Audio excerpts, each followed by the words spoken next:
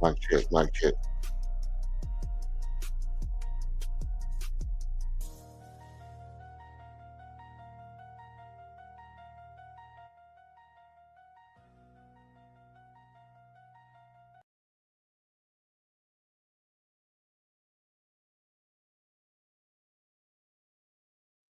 If it's really for the people, if it's really for the people, you know what I mean?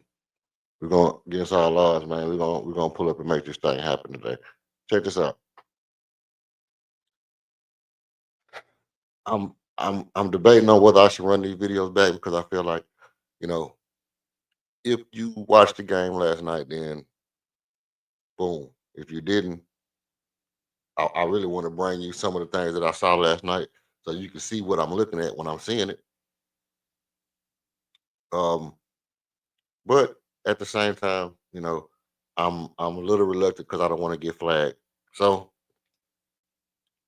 what I'm gonna do while I figure out exactly how I want to run. I mean, I thought about it, thought about it, thought about it. I already got the video. They're already over here, but I'm still debating. I'm still debating. I wasn't gonna sit here and debate and not go ahead and run this. You know, go ahead and run this fade right quick. So check this out. While I'm debating,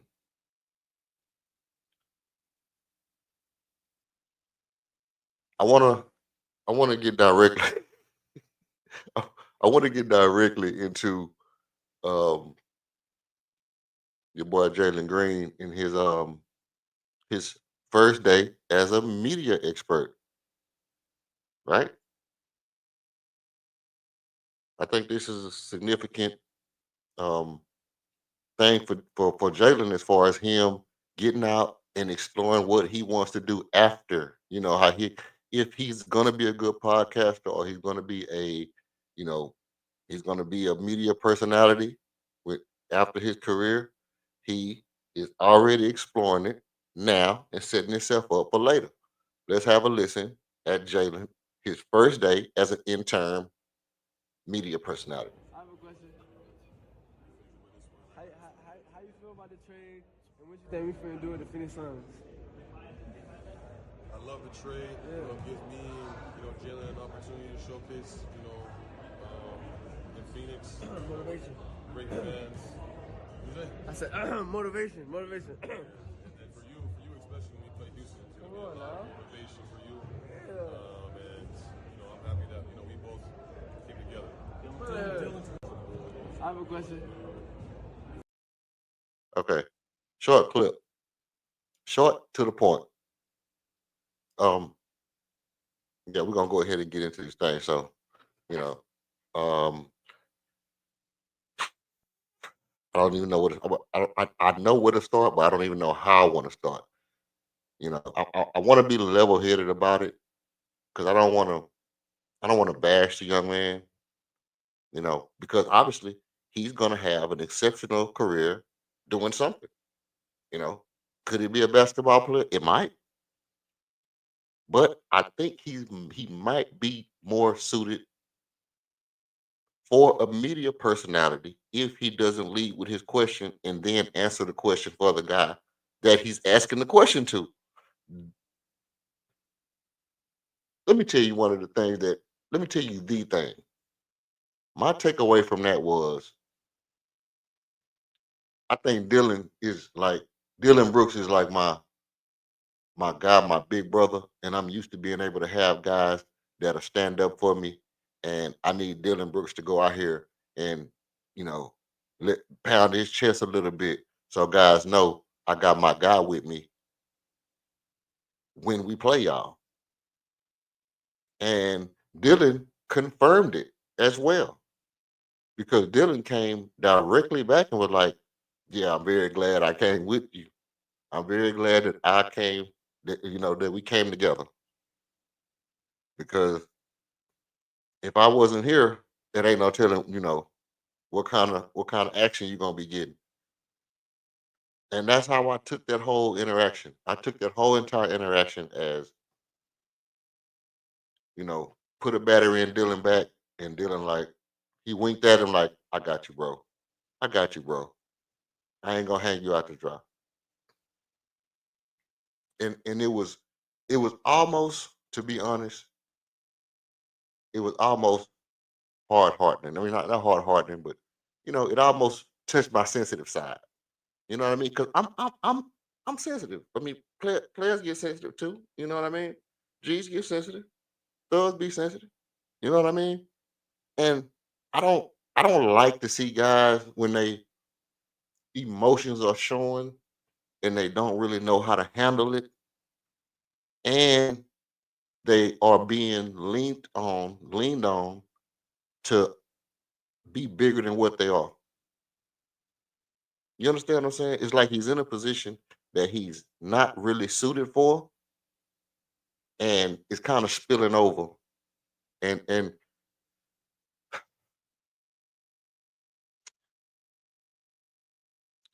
Jalen, you know what I mean? I wish him the best of luck. I was hoping, that he gave some kind of hint that, he wants to be the best, and um something, something, you know, just something. But what I got from Jalen was, I need Dylan Brooks to save me in the interviews. I want him to speak up for what I feel like. Um, he supposed to be my, he is like the front line. He the drum beater. Dylan, you go out there and beat the drum after I already, say what I gotta say. And then, you know, we'll come out and we'll do some stuff. We're gonna talk some noise, and I got a fighter with me, at least one. And and I'm gonna be cheering for Jalen. Hope you don't come here with no smoke, because the next thing I'm gonna get into is going to be a little problem for Jalen if he come with the smoke.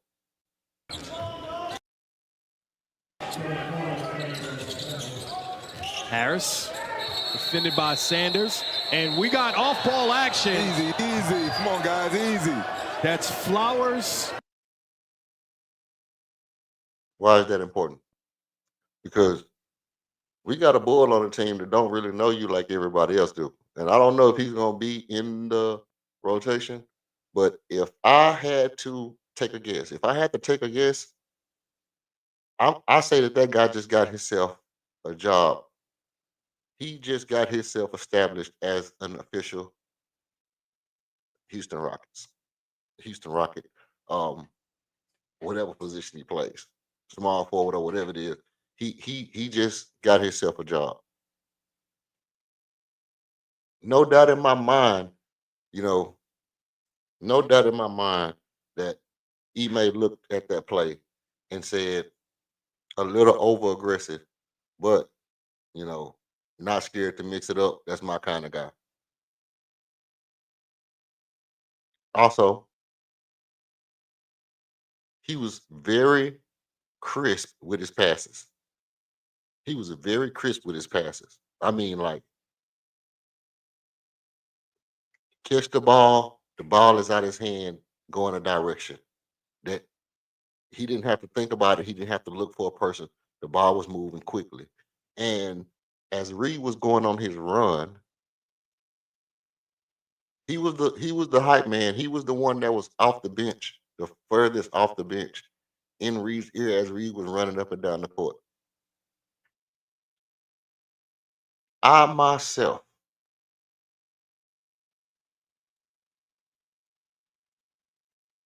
I myself am under the impression that we have a better Cam in the Houston Rockets organization than we had a couple of weeks ago. You know, because basketball ain't all about scoring. If I was to ask you, would you rather have Cam Whitmore or a young Lou Dort? Which one would you say? Would you rather have a Cam Whitmore or a young Lou Dort right now on this team? What would you say? I hope you would say a young Lou Dort, even though, even though the fact of the matter is that We probably need a Cam Whitmore more than we need another defensive player or another physical player. We probably actually do need scoring on this team. But I'm under the impression that this Cam is going to be, if he sticks around, if he gets chances to play, this Cam is going to be more impactful for what we like in Houston than what Cam Whitmore was for us. You know, I remember Tyreek Evans. I remember Timmy Bro. I remember was his name Montgomery that we got from Phoenix? Um James White. I remember guys like that who was super athletic that we really wanted to see play, and we really thought they could be that guy because of their ability to do certain things. And we was wondering why they wasn't getting playing time or why they wasn't excelling to where they were supposed to be. And they eventually made their way off our team. And when they got off our team, they didn't have, you know, any kind of extensive run anywhere else other than in Houston. So sometimes these guys who have exceptional talents, they need a chance. We give them a chance. It's just that it doesn't work out past on the level of professionalism. So when they get off our team, who gives people a chance, a lot of times they just don't work out. I'm not hoping that for Cam Whitmore, but I'm saying that if I had to take a pick whether or not I wanted a fighter, a guy that can pass, a guy that's up on the bench cheering day one on the court, that like looking very competitive, looking very excited to see his leader, at this point playing great basketball, and maybe even giving him a boost to go down and make that third three. Maybe his cheering, you know, was or the second three. Maybe his cheering was what got Reed the confidence to go back down and make that 33 pointer last night. That's important. That's important. And I'm really thinking that this Cam is going to be a stay on the team. Now, remember, before when we drafted him, oh man, you know, I watched the highlights. I came on here. I said first day of summer league is going to be people, talking about they want Cam to stay and be on the team, and they're going to be, every time there's a position open, they're going to be crying that they want Cam to come on the team. Guess what? I got something to admit. That's me. as as of right now, as of right now, I was talking about myself. This dude was hella impressive to me.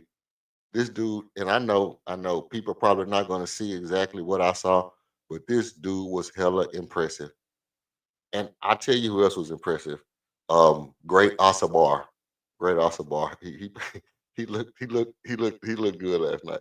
Not in the fact that it looked good, but I like the fact that he was playing hard, at his weight and his size.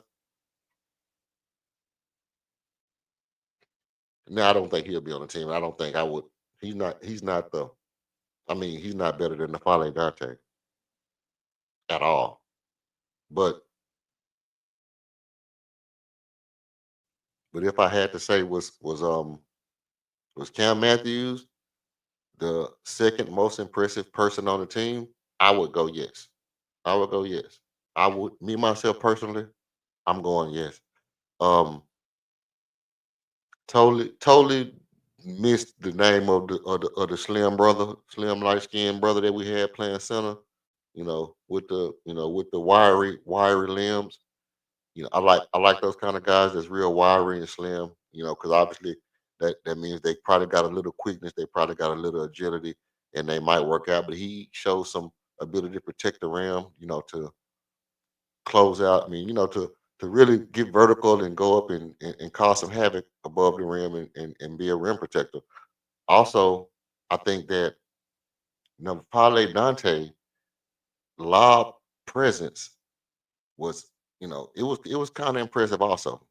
I didn't feel bad about him catching the alley. I didn't feel bad. I really loved his block shot, because his block shot was like, you finna try to shoot a jumper while I'm this close. Now I'm gonna just go get that. You right there, I'm right here. I'm gonna just go get your jumper out the air, and I'm gonna flip it. I'm gonna flip it like a burger. And he flipped that jumper with no problem. So I'm cool with the Fale Dante. Okay. Um, so that's just a couple of takeaways I've seen from the others. Who are these others? Who are these people? We have guys that we need to step up in order for Reed Shepard to be at his best. That's just what it is. In order for Reed Shepard to look good in these summer leagues, we're gonna need guys to step up and play good. And we had some guys do some decent things. Now,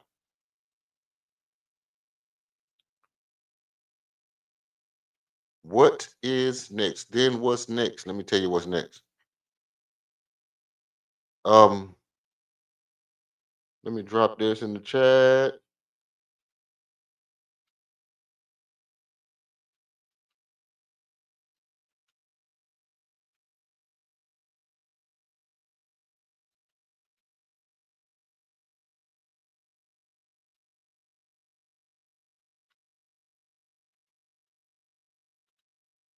Yeah, yeah.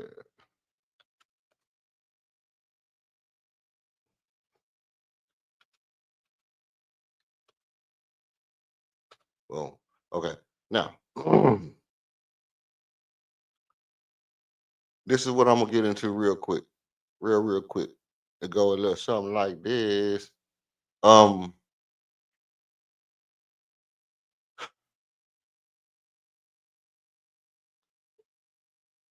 is the Reed Shepard thing overhyped? Is Reed Shepard right now? Is Reed Shepard being overhyped? Is he finna get a lot of gas and don't really deserve it?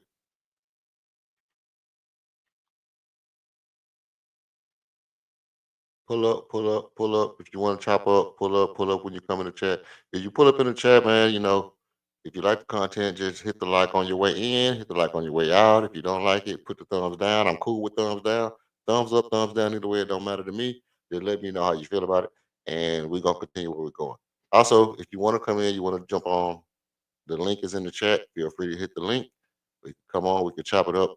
You can tell me if you agree with me about what I said about the others before I get into this Reed Shepard thing. I really have the Reed Shepard stuff for last because I wanted to run the clips in case I get some kind of flag or something. I can cut them out. So I wanted to run the clips first. So that's why I jumped into the clips early. Now, is the whole Reed Shepard thing overhyped? Like, what's the possibility that Reed? I mean, I know Stone said Reed has to be better for us. Period. Okay, I done quoted it 1,000 times. But what's the possibility that he is actually going to be depended on to do this? What we saw him do last night. Well, what is this? What did he actually do last night that we can say could translate over into the season?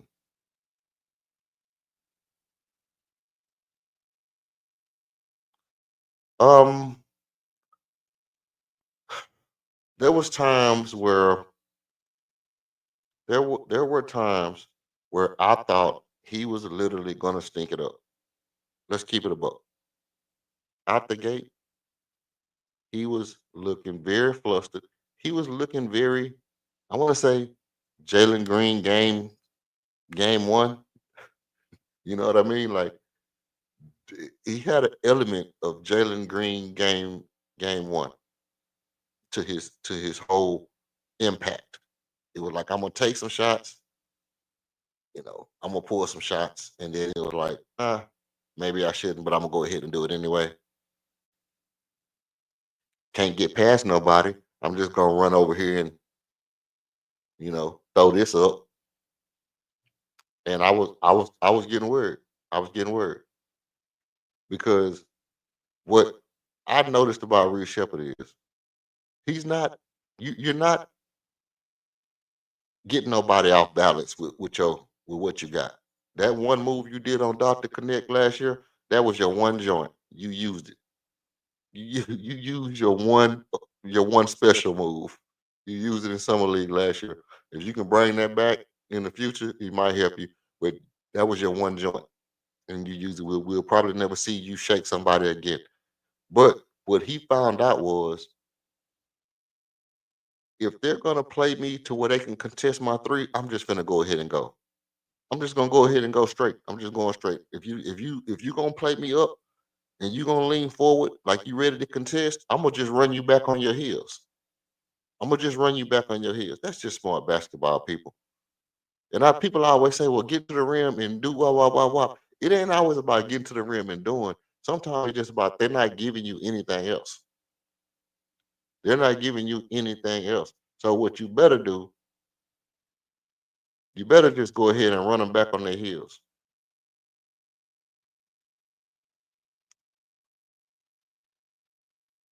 I think his ability to get into his man, get his body on his man, and just feel where he's at in order to make a decision about what move he wants to make next. It improved as the game progressed last night. Like I don't think that's something that he has been having to do, but I think last night it was like everybody's bumping you, wearing you down, pause, and you're just gonna figure it out as you go. And this was one of those games where, as he played, he started to realize, I'm I'm gonna get you gonna get physical with me. I'm gonna get physical with you. And getting physical was something he did early and often on defense. Um, I'm gonna put a pin in that because I'm really gonna I'm really gonna dive into his defensive efforts and his defensive successes after I go through this. But the ability to shoot passes up the court, getting into his man and kind of driving in a direct line to an area to where he could get off a shot. That was, to me, that was dope. That was dope because it's saying that, yeah, I know I'm 6'2" or whatever the case may be, but I'm not gonna let you stop me from getting to a spot. I'm not gonna just keep jacking threes. If you're gonna play up to where you got a good contest, I'm gonna run you back on your heels. I'm gonna get you inside the paint, and then I'll figure out what move I go to as I see where your feet land. And we seen him get to the floater. We seen him get to the layup. We seen him get to the little fader, the little free throw line jumper. We seen him get to. So he did some nice things as far as inside the perimeter. And what did he do that was the most impressive to me? He went on the scorcher from three. He went on the scorcher from three. Not that it was just bang, bang, bang, bang, but he hit three in a row. And you know, I'm a little inclined to believe that if he wasn't if he wasn't nervous early on, he wasn't so antsy early on. I'm inclined to believe he would have hit two or three in the first quarter. I'm inclined to believe the way he was pulling, the shots that he was getting. I'm inclined to believe he would have hit two or three pointers in the first quarter, and then he would have came back in the third quarter. After he got a little win after halftime, and then came back and went on that same 3-point run. So to me, that's saying he is almost a 6 3-pointer a game maker at this point in his career, if he is able to do just that, just what he did last night. You know, being on a heater like that, that's not like, he's not a street shooter. Reed Shepard is not a street shooter. Reed Shepard is, if I get the ball above my shoulders, my form is almost the exact same almost every time. And it's likely, you know, other than the things that inconsistent that can make my shot inconsistent, these supposed to go in. These supposed to go in. And we saw him get on the heater. We saw him go three, boom, boom, boom, back to back, and get the team back into striking, striking position. We also saw him get the team back in striking position with passes. You know, swinging the ball from one side of the court, getting the ball back, and immediately swinging it to the corner three. Driving in the lane, see the guy on the other side, swing it across to the other side of the court, to the weak side. driving the lane, make the spin move, the guy contest, boom, to the corner three. So but those guys have to make shots. Obviously, we don't really care if they make shots. We don't really care if they make the team or not. But I would like to see those guys make Reed Shepard look a lot better by hitting those shots. You know, and that's to me that's part of being a leader. So it would be good to see Reed go to those guys and what I'm saying, hey, lock in. Lock in. Make your shot, baby, make your shot. You know, focus on it. Let's get back in this. Maybe kind of hype his guys up a little bit. We did see him discussing.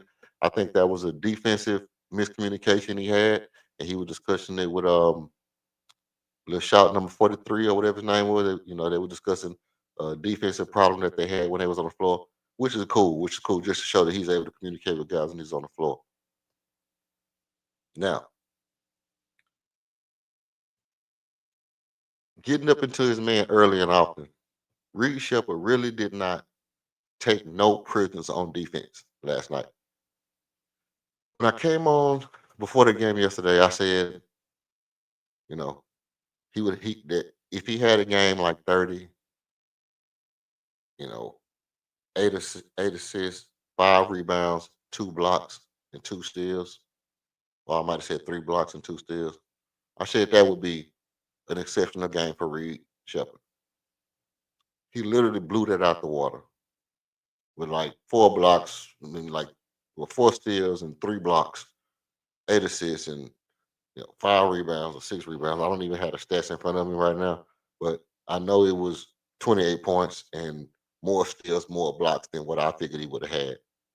Equal number of assists, which, if you're shooting the ball, 8 assists is a high number when you're shooting the ball. Those things, I think, is in his bag, but I think his defense is so underrated. Because he don't mind getting physical with you. When you turn your back to Reed Shepard is right up on you, bro. He right up on you. He bumping you. He getting physical. Reed Shepard is playing you like he is the defensive stopper of the world. He don't care about none of no quickness, none of your, what you plan on doing offensively. You plan on getting downhill and shaking people up. He don't care about none of that. Reed Shepard is going directly into where he thinks you should be and how he think he need to contend with your offense. So I'm running it down right here. I'm gonna hit a little bit of this, so y'all can see what I'm talking about, and I'll come back to get back into it. Let's look at some of this. That's the Reed Shepard block.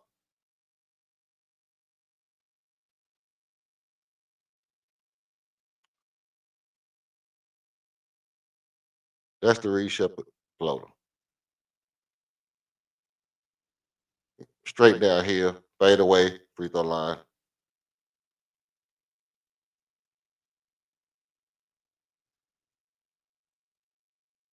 That's Reed Shepard in your passing lane, all up in your grill. I'm in your house. I'm walking your dog. Look at this. Straight by you. If you're going to try to stop me, I'm just going to run you right back on your heels. Step back, Jimmy Jack, bang.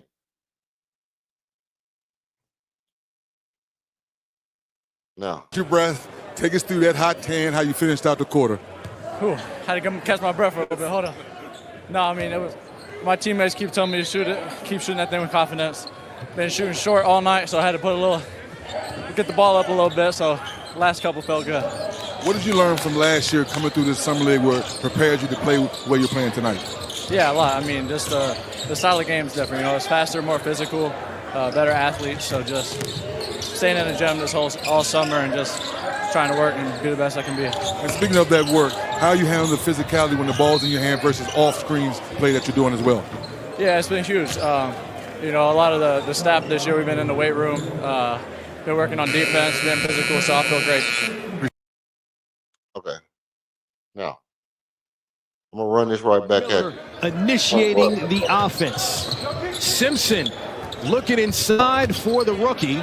And outside is Christie for the first bucket.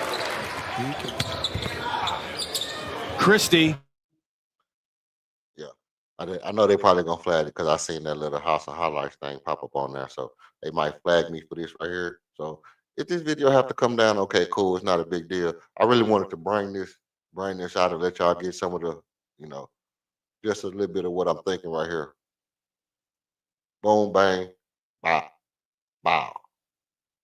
You know what I mean? Look, there go your rebound. Just in a position, drill that pass in, and ain't nobody done tell you how to do. Okay.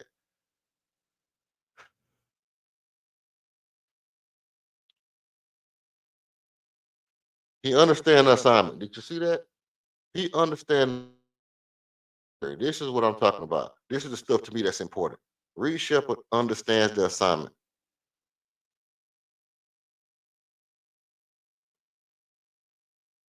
Let's go back to that. Let's go back. Let's go back. Bang. This goes out. Look at this. I don't care if you faster than me. I'm finna run my hardest to get to this ball. In summer league, I'm not gonna let you beat me to this ball and get no fast break. That's the assignment, bro. That's Houston Rockets basketball. The hitting the threes and the this and the that and the woo wop, that's all good. But that little play right there to me, those the ones that stand out when I'm watching to see, where, his impact on winning. How real is his benefit, his impact on winning? You know, this. You running, I'm getting back. Could he have went up and actually went and try to block that shot? Yeah, he could have. Look how he in this guy. I'm in this guy. You try to set a pick now. I'm cutting that off. Boom. I'm back on you for the block. This is listen. Notice he got on the Kentucky shoe. That means he came to ball for real. He got on the blue. Yeah, he got on the blue joints. That mean he in it. I like to do Harris too, but he ain't really stand out like what. Let's look.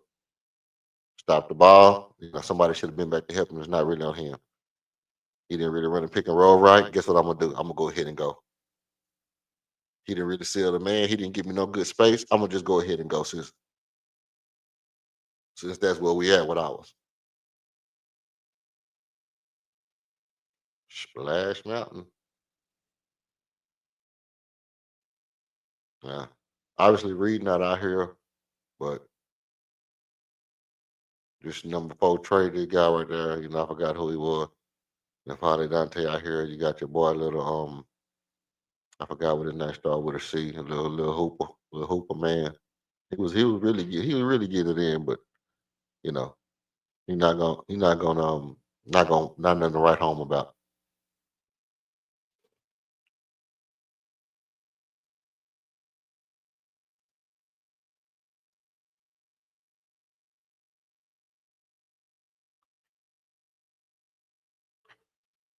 Okay, hold on. I should have been had my music on in the background just so they don't try to flex. If they want to flex, I got diamonds in my tooth. They don't flex with me too much. Yep. That's one of the few times where it's like where you going, what you're doing. Keep it a buck right here. Keep it a buck. Keep it a buck. This ball should be over here already. From the minute this dude started to come,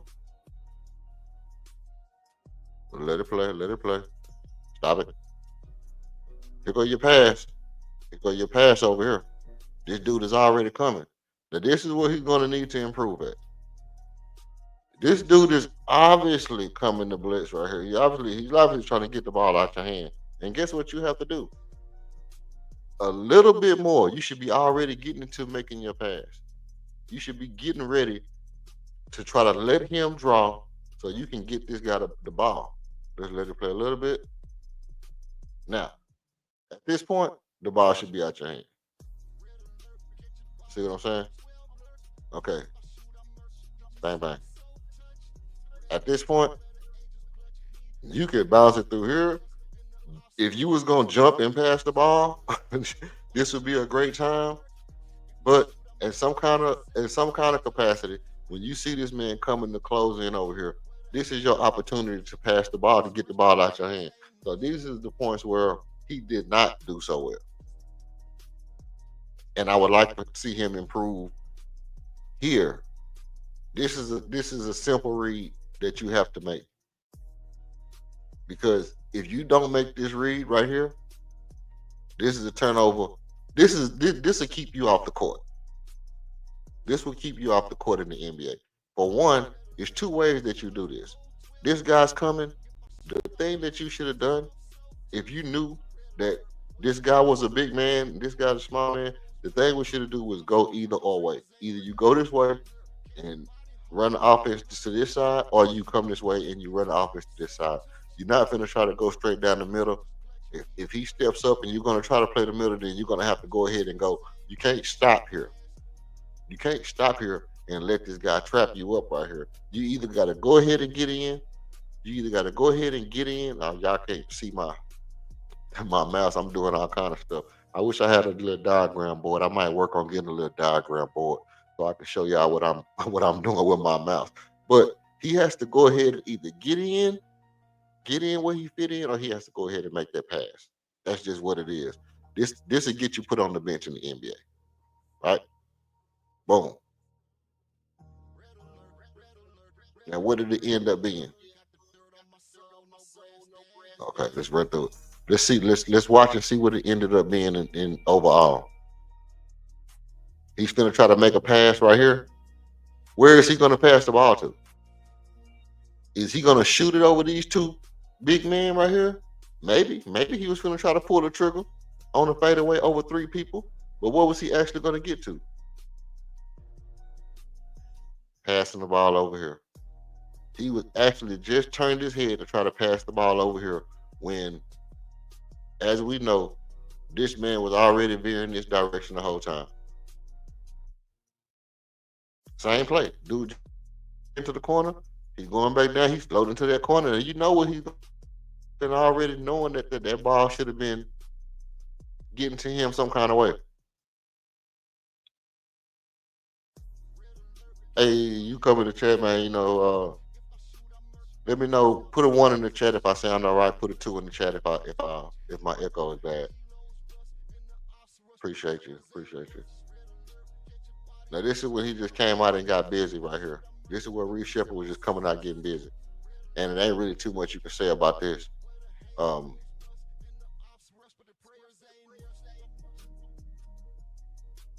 This guy here, that's your boy, man. He wasn't that. That's another one. And I'm gonna tell you this right here. I'm gonna tell you something about this play because I don't want y'all to get it twizzlenated. I don't want y'all to get it twizzlenated. This is not Reed Shepard's fault. It is Reed Shepard's fault, but it's not. What are you doing? Why are you still out here? Because this man is on his foot. Number 35 is standing on his left foot. You're supposed to be gone. The reason Reed Shepard made this pass was because the defender was still going out towards the free throw line. It was towards the 3-point line. The defender was still walking out towards the 3-point line. And as the defender is walking out towards the 3-point line, he's thinking that this dude, or whatever his name is, he's thinking that this guy is just smart enough to go ahead and cut to the basket and go ahead and put the, go ahead and monkey dunk it. He thinking, okay, this right here is Jalen Green or Armin Thompson. They finna go do the fool. This dude finna go do the fool on this play. So this is not really Reed's fault right here. I mean, it is in the sense of the fact that number 35 kind of played you because he acted like he was covering it, but then he was able to get back. But I think he pulled the pass a little bit. Once he realized the man wasn't going, he didn't put everything on the pass. And so I kind of see he didn't put everything on this pass to begin with. And so I don't discredit Reed the whole way for that play. That was one of those like, oh shit, you know what I mean? Like take it off at the end. And I'm gonna go down here and get physical with somebody to try to get it back type situation. Okay, boop. There go another one. Let's look at this one. Let's look at this.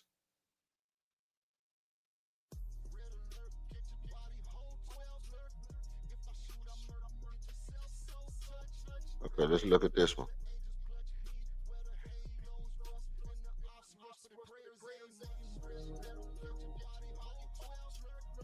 Like the air on this pass,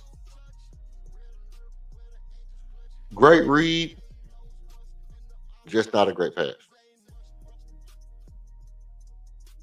Great read, just not a great pass. You gotta work on getting that ball there with a little zip on it, a little zest on the ball. That's a lot of air on that ball. I don't know if somebody hit it or not, but it's a lot of air on that ball. That ball should have been almost, you know, it definitely should have not had so much air on it. So yeah, somebody obviously hit it, but it was the right read. Maybe a step earlier, you could have got that boom right there. You could have zipped it in. Maybe when you was right around the half of the semicircle, I mean the half of the free throw line, maybe you could have got that there a little bit easier. But he'll get that. He'll get that. I'm not worried about whether or not he's gonna be able to make these passes right here.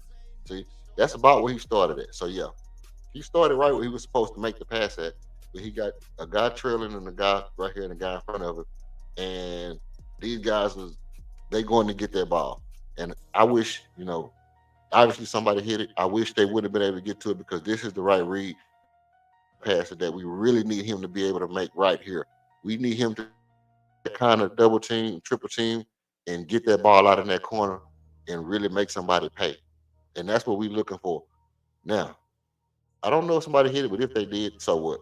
That was still the right read.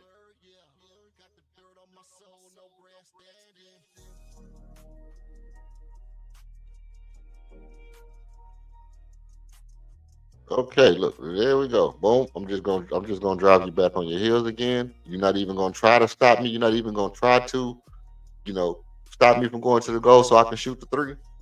You worried about me hitting the three, so I'm just gonna walk you down. I'm just gonna walk now. If you try to stop me, I'm gonna pull up. Bang bang. And here we go. Now it's real. Bang bang. You give me listen, this is where it's spooky. This is where it gets spooky at. This shot, this is the Curry range. This is what we wanted. This is what we think about Reed Shepard in real life. I'm Curry. I'm Curry ranging out here. Like, if you're gonna if you're gonna do anything and you come set this pick, great pick by great Asabar. A great pick by great Asabar. I like that name, great Asabar. And if he can set these kind of picks, he might be able to make a name for himself in the NBA. But look, you're not gonna commit. You're not gonna commit to come out and and and play defense on me. You're gonna leave me this much space between me and you. This is what 6 feet, 5 feet, four. This is yeah. I mean, this is almost 6 feet in between the two of them. Like you're not gonna even try. What let's see, 2, 3, 4, almost like 4 feet. You're not even gonna try to really close out. You're gonna run into the pick and try to keep me from going to the sideline on the crossover because I mean, let me go to let me go. I mean, it's easier that you let me go and then I get to split and then I get to get my man a layup or my man get to go down and then kick the ball to the corner three. So what happens here is if you because of the fact that he was trying to worry about the picker, the roll man, this is fundamental basketball. You hit this pick, you're supposed to shoot this every time. There's nothing else to do but shoot this ball. And look at the form that Reed Shepard executes this shot with. This is fundamental premier point guard shooting right here. From the minute he realized that this guy is not going to actually close out, that he's actually going to run into the pick, he immediately shot this with the perfect form. The perfect form. There's no drift on the shot. There's no fanciness on the shot. There's no am I hot? I'm a great shooter. This is fundamental. This is how you're supposed to shoot a basketball. And this was executed perfectly as a pick and roll. Bang. I want to go back to this right here too, because this is what I was talking about. As you see, he coming back right here. You see who was right there cheering him on? You see who was right there cheering him on? That's your boy. Look at number 40 right here, up off the bench. That's Cam Matthews up off the bench in his ear, hyping him up, clapping him up. And now he's just going crazy. Now he's just going crazy. And the rest of this, as we would like to say, is just madness. You know, at this point, it's just madness because we had the ability to win this game. We actually could have put a little distance in between us and them, but they gave after Reed went on that heater, they gave Reed a little breather, and you know they took back off, and then it was like a back and forth thing. But my question is all this hype? Is all this a bunch of hype? Is the Reed Shepherd? Is the whole is his whole game in summer league? Is it hype? Is the Reed Shepherd experiment over? Is the whole thing to the point to where you've seen enough to know that defensively he's not? Yeah, he makes good defensive plays, but he's not going to be able to really compete on a high level defensively. Or are you on the side of the stuff that we've seen in summer league is going to translate, and that we think he can actually continue to carry this over into the league?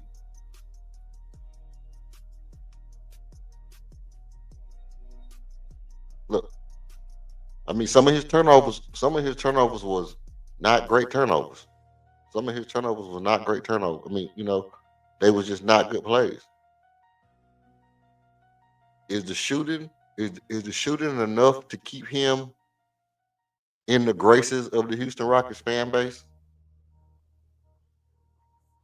Because we've seen some problems with the passing. Now I've seen some good things in the passing, which obviously they didn't show all the good passes that he made because they was probably hockey assists or something like that. So they didn't show some of the better passes that he made that led to open shots.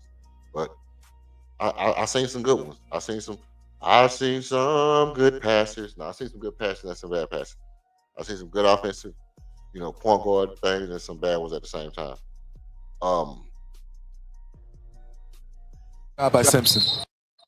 No, is I'm basically trying to figure out. I know where I stand, and I'm going to tell you in just a little while. I want to give anybody an opportunity in the chat to just say what you think. Do you think that Reed Shepherd is it hype? Do you think Reed Shepherd is legit? Do you think what we saw last night is who he is? Do you think Reed Shepherd is who he is, or do you think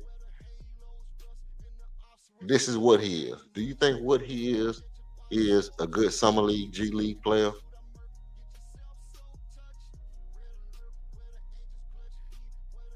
I don't know. Tell me what you think. Is what we saw in summer league? Is that really who he is, or is that just who he is in summer league and G League? Is this gonna fly in the NBA like in real second team against second team professionals? Is he gonna be able to, replicate this kind of performance? If Fred VanVleet is hurt and Aaron Holiday is starting, is Reed Shepherd going to be able to replicate this kind of shooting performance for us in the season? 2 years from now, is Reed Shepherd going to look like this in real time?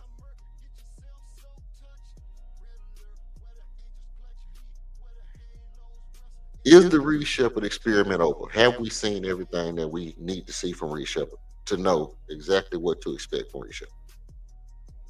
That's kind of what I'm getting at.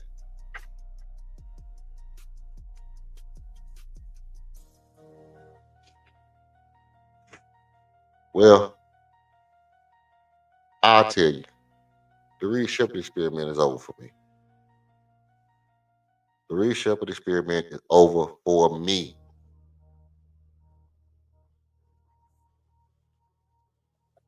I don't need to see no more of this. I personally, I don't need to see no more from Reed Shepard to know exactly what I'm getting.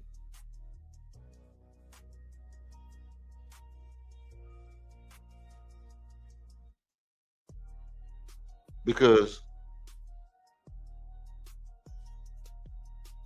I'm sure that Reed Shepard can be a legitimate starter in this league. I'm sure that Reed Shepard, over the course of the next 3 years, if given the opportunity, is going to develop the things that's going to make him a better player. I'm positive that he's going to be able to work around the little flaws, a couple of flaws that he has. He's going to be able to work around that. Being a little slow, it don't make you, you know, unplayable defensively. It's been players that didn't have great foot speed that was able to compensate by playing tough defense and playing smart defense. Being a little short, it don't stop you from being able to be a good offensive player. There have been players who was good offensive players that played short, that played great even though they were short players. It's nothing about Reed Shepard that makes me think that he doesn't correct the flaws that he has and become a great player. I'm literally over the experiment part. I think that he's that guy. I'm under the impression that in the right situation, you almost want Fred VanVleet to miss some time so Reed can have to start. And I mean early in the season. Early in the season. I want Fred to, let's get off to a good start. Let's get off to a good start to where we over 500. We're a couple of games over 500. Let's get Reed Shepard some starting minutes. Let's start working him into the starting lineup immediately. Immediately. I said after 5 games, if Fred doesn't play well, people gonna want to trade him. I wouldn't want to trade him because he's only making $25 million. So I'm not mad about paying a championship point guard $25 million at all, especially if you have a maybe up and coming all-star point guard on your team that's still on his second year, the second year as a rookie, still on his rookie contract. And we know that, when you have those kind of stars on rookie deals, just like a quarterback in the NFL, that's like your best time to win.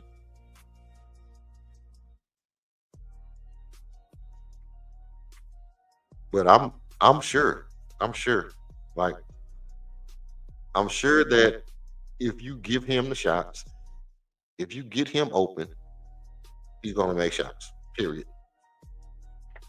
Nothing about me questions that. If that pick and roll, let me tell you something. Let me tell you, if I'm Ime Udoka, what I'm checking for next. I'm gonna tell you exactly what I'm checking for. Right now on the team, how does Clint Capella and Reed Shepard look defensively? That's kind of where I'm going with mine. Can Clint Capella and Reed Shepard coexist on the floor together? As far as having to switch, or we gonna play zone?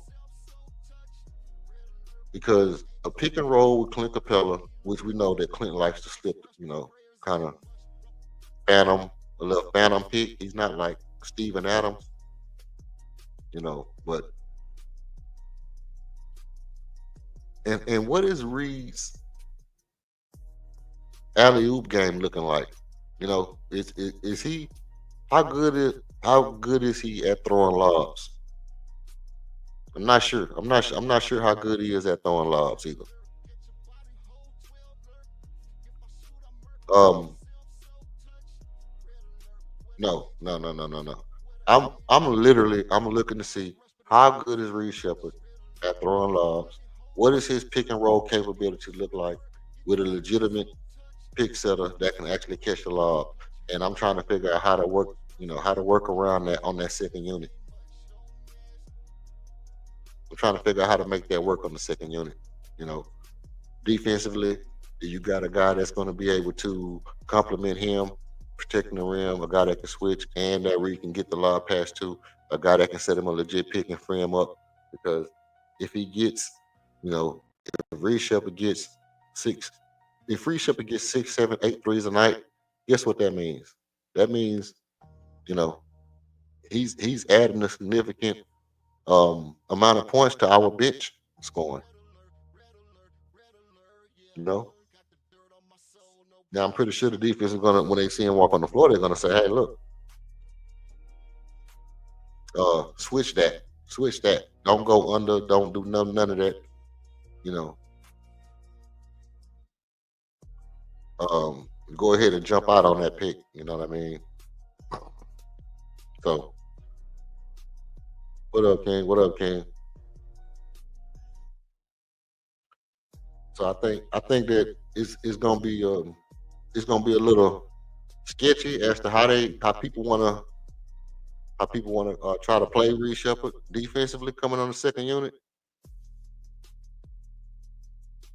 But I think ultimately it's gonna be nice to see how him and Clint Capella play together. I think Clint Capella really gonna open him up.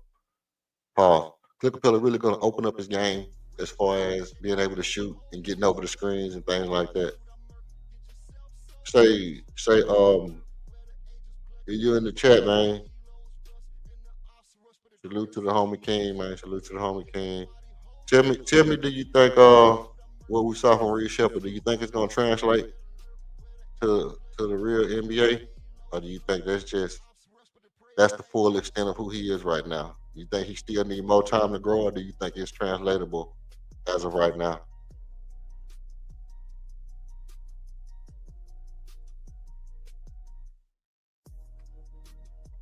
I'm under the impression, man, that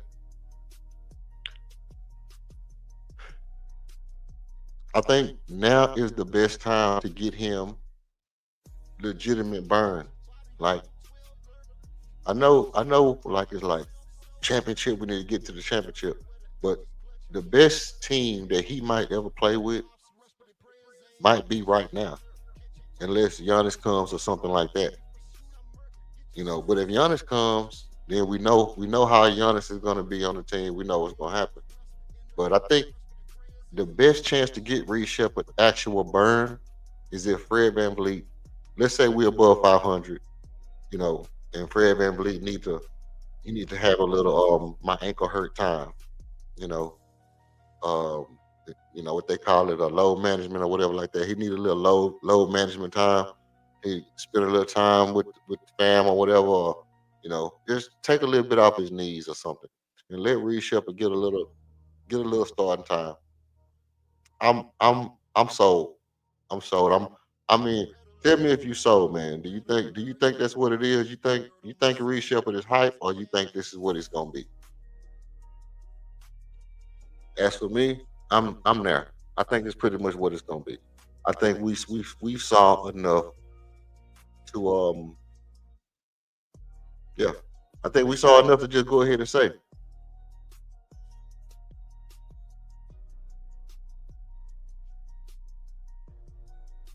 it's a bit of both. His defense, his shooting IQ translates now, but he's not a finished product, and his game has got to continue to grow and evolve.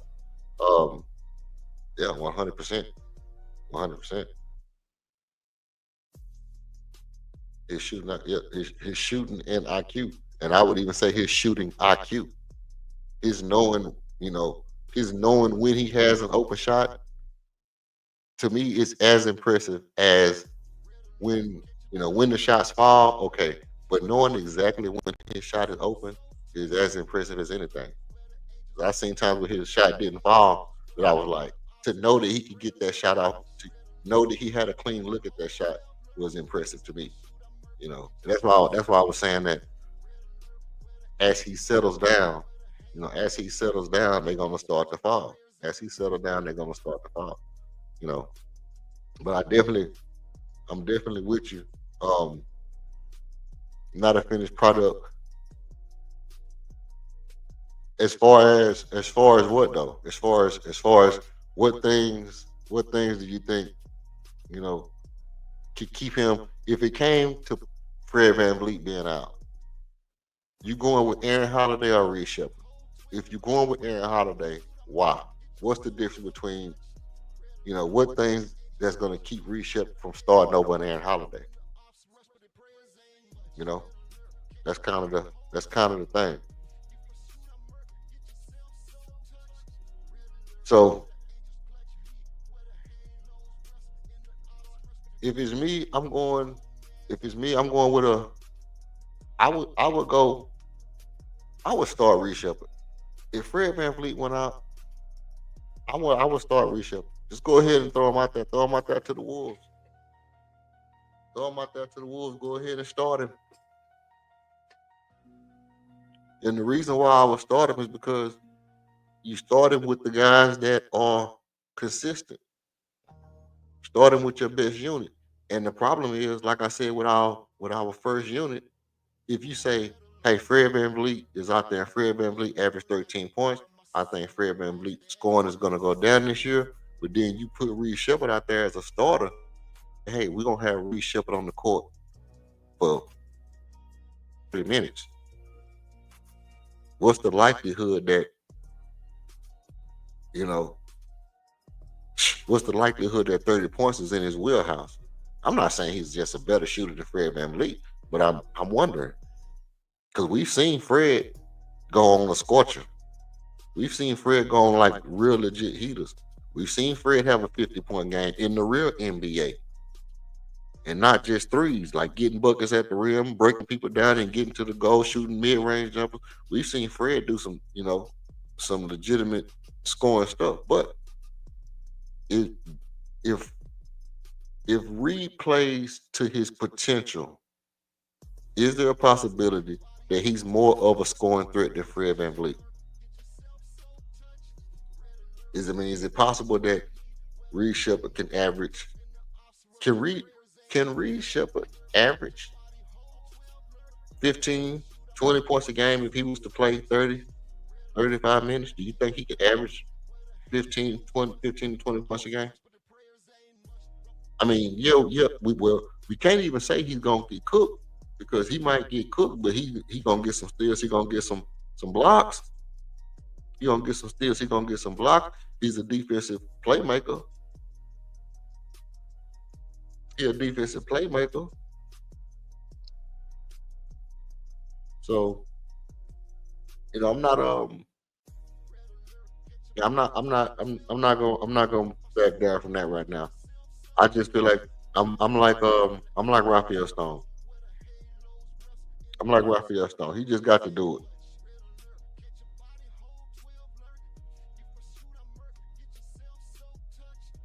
I'm like Raphael Stone. He just got to be good.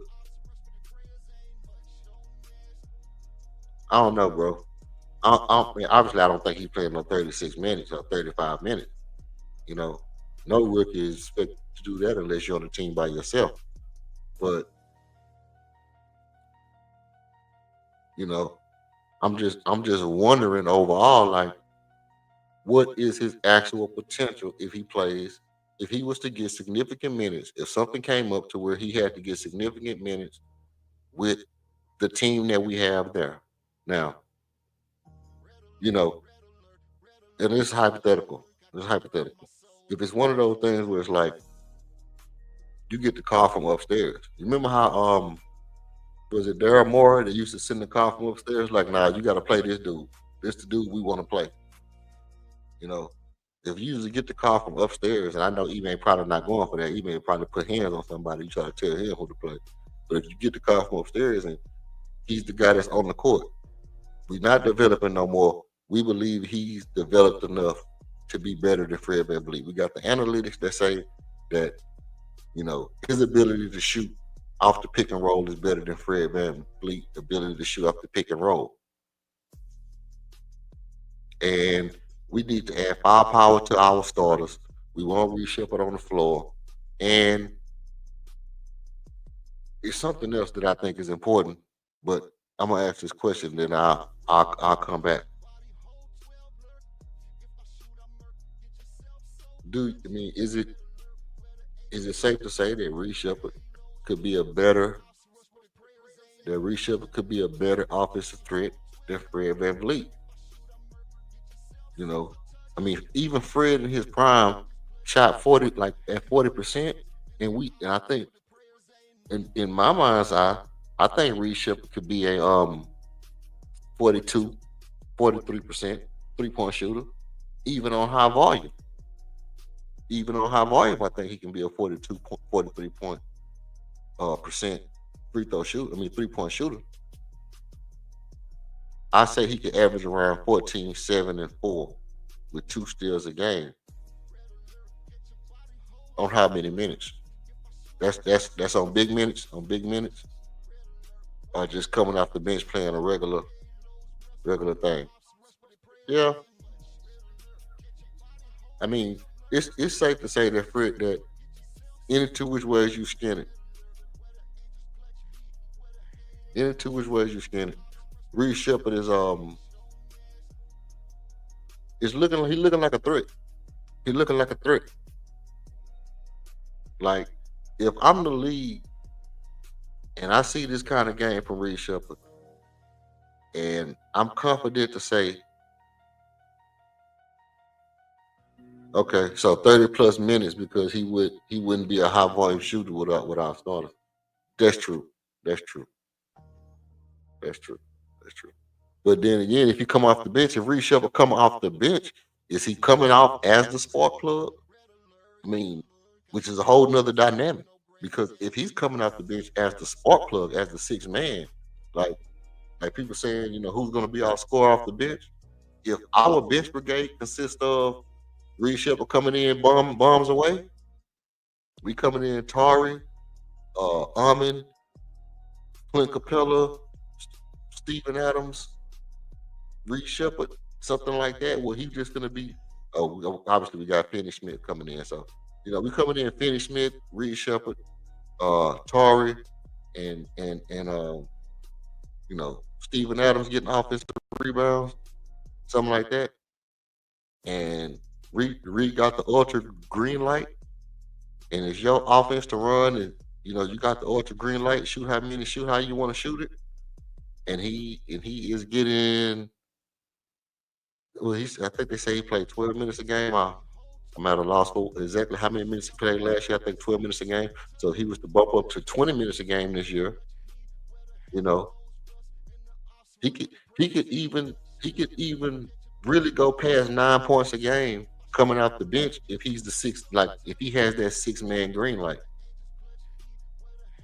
If he got the ultra green light coming off the bench, if he's our version of Lou Will or something, he probably can average more than 9 points. I'm like, if he averaged 9, that would be awesome for a second year guy to average 9 points at 6'2".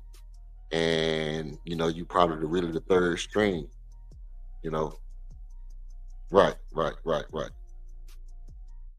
What's going to be his marching orders for Ime? Will it be to run the offense of the PG and get the team involved, or will it be to light the opposing teams up while he's in? That's true. I think that is the that's the tail of the tape. That's gonna be the tail of the tape. Tail of the tape is gonna ultimately be, what is Ime gonna do? What kind of is Ime sitting back there twiddling his fingers? Like, if I want Reed Shepard to get, let's say your bench coming in maybe one time a quarter, that first lineup gonna be in there for like 7 minutes. They go to the bench. Is Reed Shepard coming in at the 7-minute, 8-minute mark in the first quarter? And is he coming in? When he come in the first quarter, they want him to get up shots. They want to see if he's already hot. Okay, that's no doubt about that. When you're the shooter coming in, when you're a shooter and you come in the first quarter, they want you to get up shots.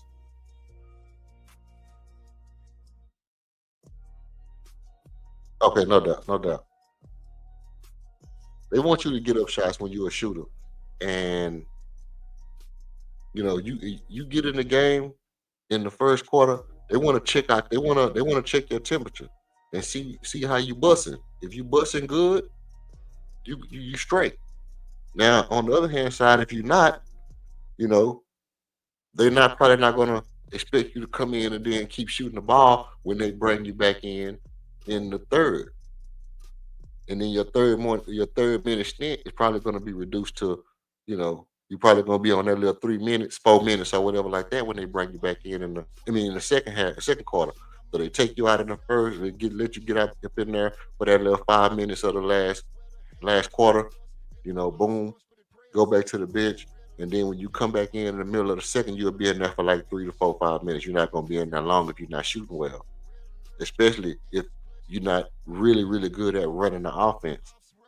So I'm curious to see exactly how Ime is going to set it up. If he got any kind of tweaks or whatever going on, any kind of tweaks or anything going up for his experimentation, any kind of experimentation. Is he experimenting with anything new? Because like I say, if I'm the coach, I'm really, really looking at how can I free this guy up? Like I'm literally sitting at home, Indian style in the bed, next to my wife, drawing up plays in my notebook. Like, you know, what do it take to get this guy free? What do it take to get this guy free? You know what I mean? If I have to run two, three big bodies onto screens to get this guy an open three, do I have that in my tool bag?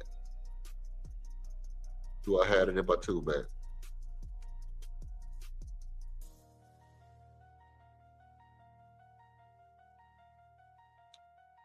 Let's see. Let's see. And I'm gonna drop the link again for anybody who wants to come up. I mean, I know it's probably already in there, but we're gonna keep it. You know, we're gonna keep it close to the vest. We're gonna keep it close to the vest so that y'all can see it in case you want to pop up.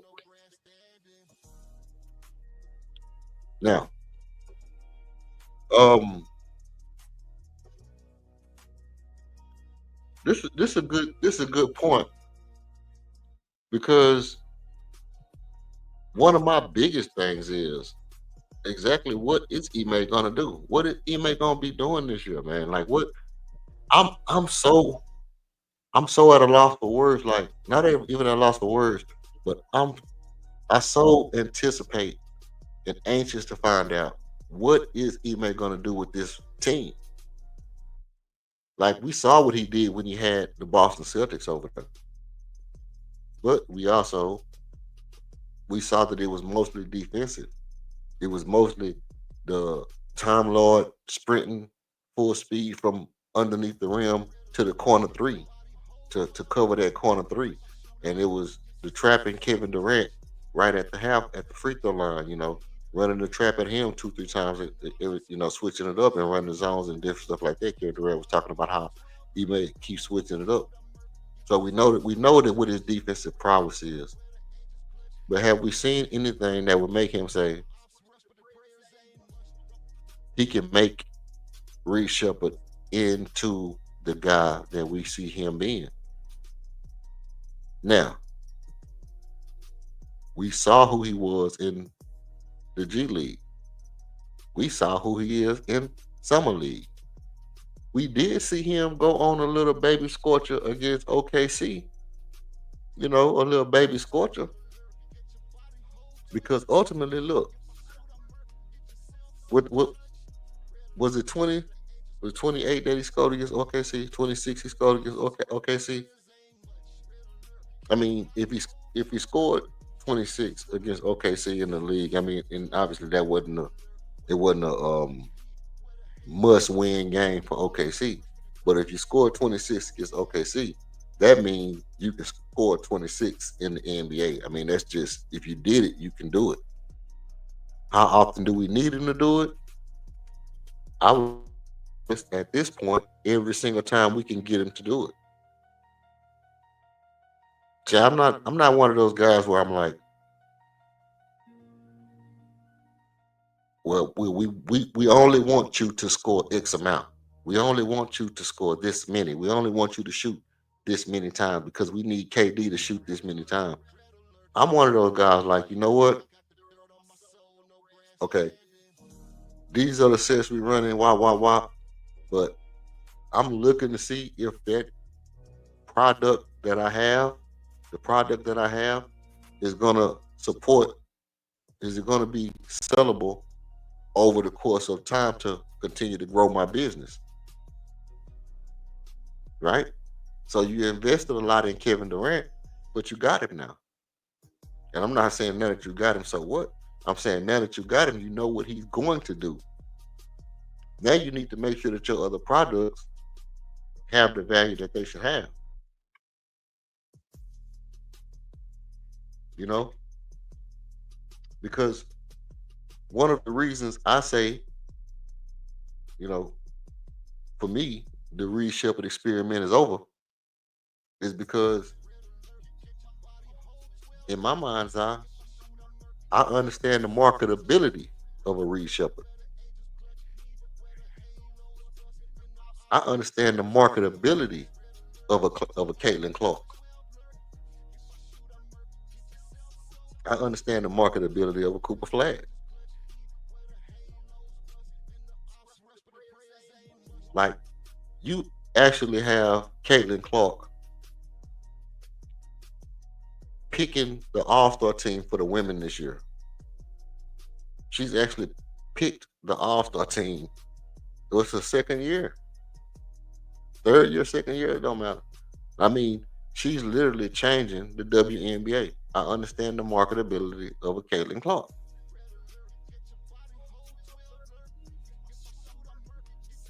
She was a number one overall pick. Reed Shepard was a third overall pick.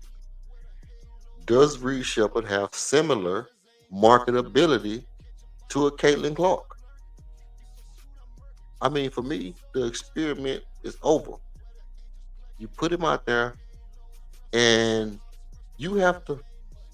I'm gonna tell you what you can't do. I mean, you can assume that if he stays on the bench this year and stays on the bench next year, that he's gonna be cool and he's gonna be willing to sign with the Rockets and this, that, and the third. But they got agents, bro.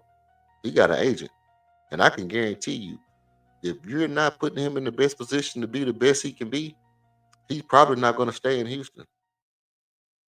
He's probably not going to stay in Houston. You could try to extend him and all this and that, but he'll be looking to get out of Houston. They'll be looking to go somewhere where he can, you know, Utah, Portland, be in the legacy, Boston, Denver. He'll be looking to be in the legacy.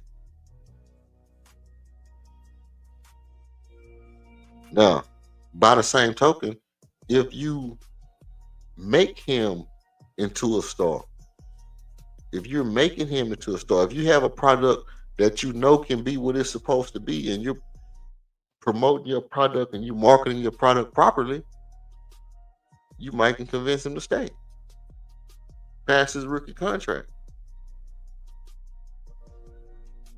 I mean, this is important. It's not like I'm sitting here making this up. I'm saying that in that front office, they got to be thinking about this as well.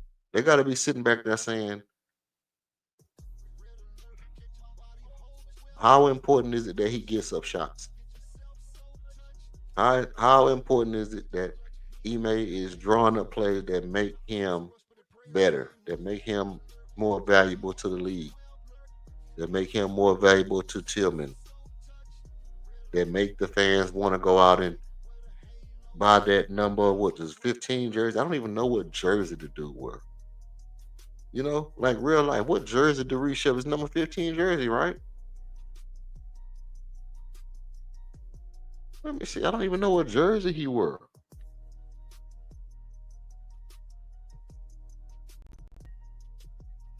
Yeah, number 15.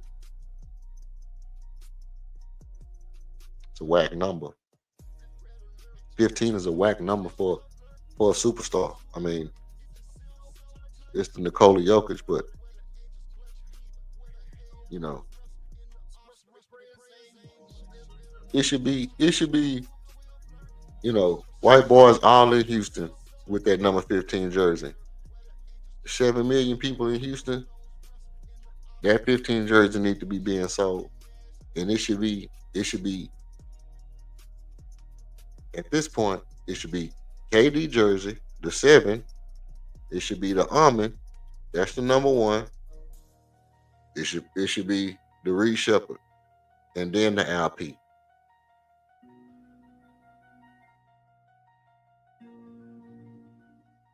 I mean, I don't know. That's just how I feel about it. That's how I feel about it. And if he may not draw up offensive that's gonna make him better, I'm you know, don't get me wrong, bro. And this is what I always wonder. Like if you have a great defensive coach, when he leaves, why does the defense get worse? Like you know what his playbook was. You still have the playbook. You still have the defense. You still have the tapes of what he did at certain times and why.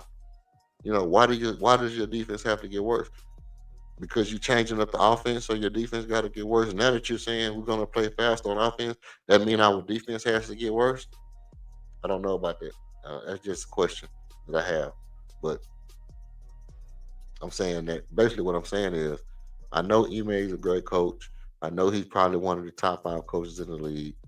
You know, but I got to see it. I got to see what he's able to do with Reed Shepard, because he obviously, come from the pop tree. And he played with Tony Parker, right? He may play with Tony Parker. Am I right? I'm sure I'm right. So, you know, come on, man. You know what I'm saying? Let's get some of this. Let's get some of this Tony Parker, Big Manu Ginobili. Get some of this action going where we can let him loose. We need to let him loose. I ain't really much about this, Fred VanVleet starting for another 3 years thing. Fred VanVleet is. I'm gonna tell you what's not gonna happen. I'm gonna tell you what's not gonna happen. Fred VanVleet is not starting in Houston for another 3 years, bro. If Fred VanVleet is starting for another 3 years, everything that I've ever said on since I started this thing is all gonna start coming to fruition. Ime gonna be on the hot seat. They're gonna make Reed Shepard into a hype train. It's gonna be a horrible thing that we got rid of Jalen Green and got Kevin Durant. Everything gonna come down the line if Fred VanVleet is still starting in 3 years. There's absolutely no reason that 3 years from now, there's no reason that Fred VanVleet should be the starter. Now, this year, yeah. Next year, yeah. The year after that, come on now. Come on now. There's no way. And not just because I got a Fred. I keep saying I like Fred VanVleet. I like Fred VanVleet. I just don't think you can afford to let a great product sit on the shelf and maturate. I don't think you do that. I don't think you let a potential great player. You know what they do for great players? They get everybody out of the way and let that player be great. When the league wants to promote a player, they start moving people off that person's team immediately so that person can have room to blossom.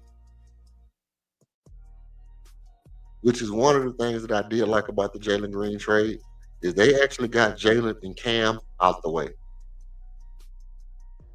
They actually got Jalen and Cam out the way. So now what you have is you have green light for Reece Shepard to be the best he can be, with Armin at the small forward and Alpern at the center. You got a nice 1, 2, 3 punch. So yeah, Fred, get him where he need to be, and keep taking less and less money, restructuring less and less. Go to the bench, be that floor general on the bench and retire in Houston. I'm cool with that. We don't have to trade you. We don't have to trade you for a Giannis or nothing like that. We don't have to get rid of Fred, because obviously you always need a veteran point guard and stuff like that on the team. But I'm cool with Reed Shepard at point guard, Armin Thompson at the three, and Alperen Sengun at the center or the four as the league starts to get bigger and we actually go get us another center, you know. And if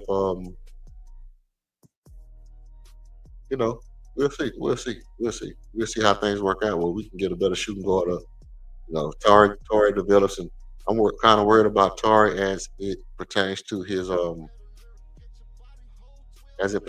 health, his knees, and whatnot. I'm not really cool about Tari with his knees. I'm worried about that. His knees or ankles, whatever he got some problems going on where he never played back to back and he always hurt. Like his first year, he played every game or something. And I don't know if him playing every game his first year just messed him up or what happened. But after that, it was no more every game for us. No more Iron Man Tar for us. So if we was able to see, you know, consistency from Tari, consistency from Almond and Reed Shepard as 1, 2, and the 3, that would be good. That would be good because I honestly believe that Tari can score if he's on the court.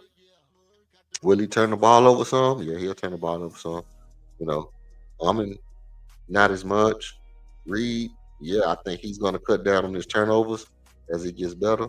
But a team with Almond, Tari, and Reed growing together could be good.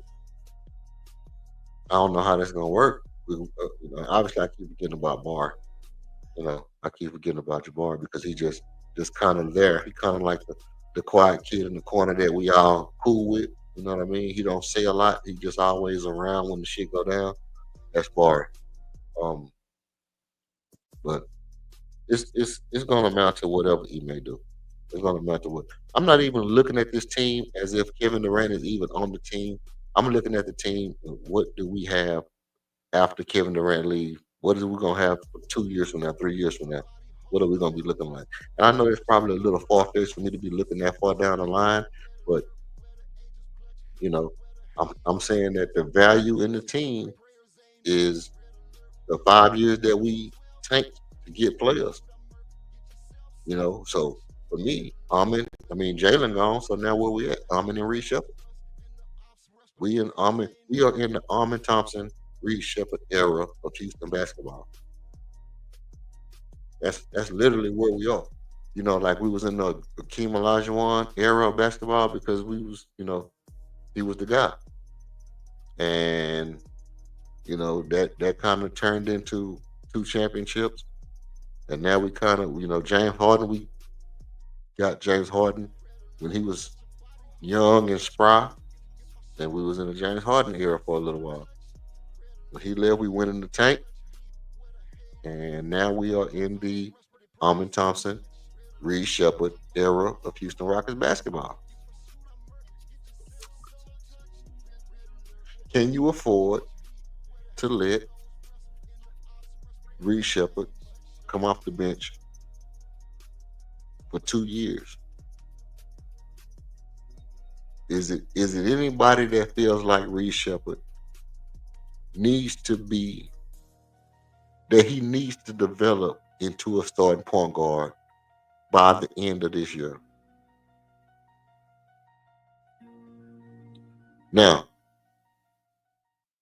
the question is there because if he doesn't become a starting level point guard by the end of this year, you have to ask yourself, will he ever?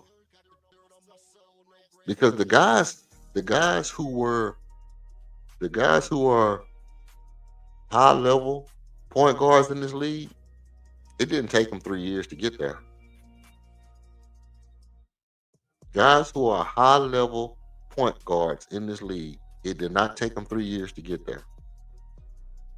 It didn't take John Stockton 3 years to make it known that he was it didn't take Chris Paul, it didn't take De'Aaron Fox. It didn't even take LaMelo Ball a half a year. Rajon Rondo. You know, the guys who are Tyrese Halliburton. We knew that he was gonna be that boy his first year. Shea Gilgeous Alexander. Did it take him 2 years, 3 years to get to the point to where people was knowing that he was that boy? No, it didn't. It don't take you that long to it don't take you that long to get to the point to where you realize that this needs to be um prioritized in our organization. Or hey, he needs to be a bench player in our organization. And I'm wondering, is Reed Shepard gonna be relocated to a bench player with a sniper? Is he the Luke Kennard, you know, or like I said, is he the here Brent Barry? He not a,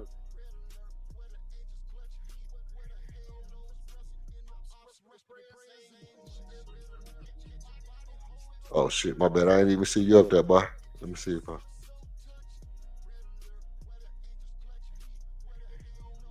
got all this stuff in the way. Let me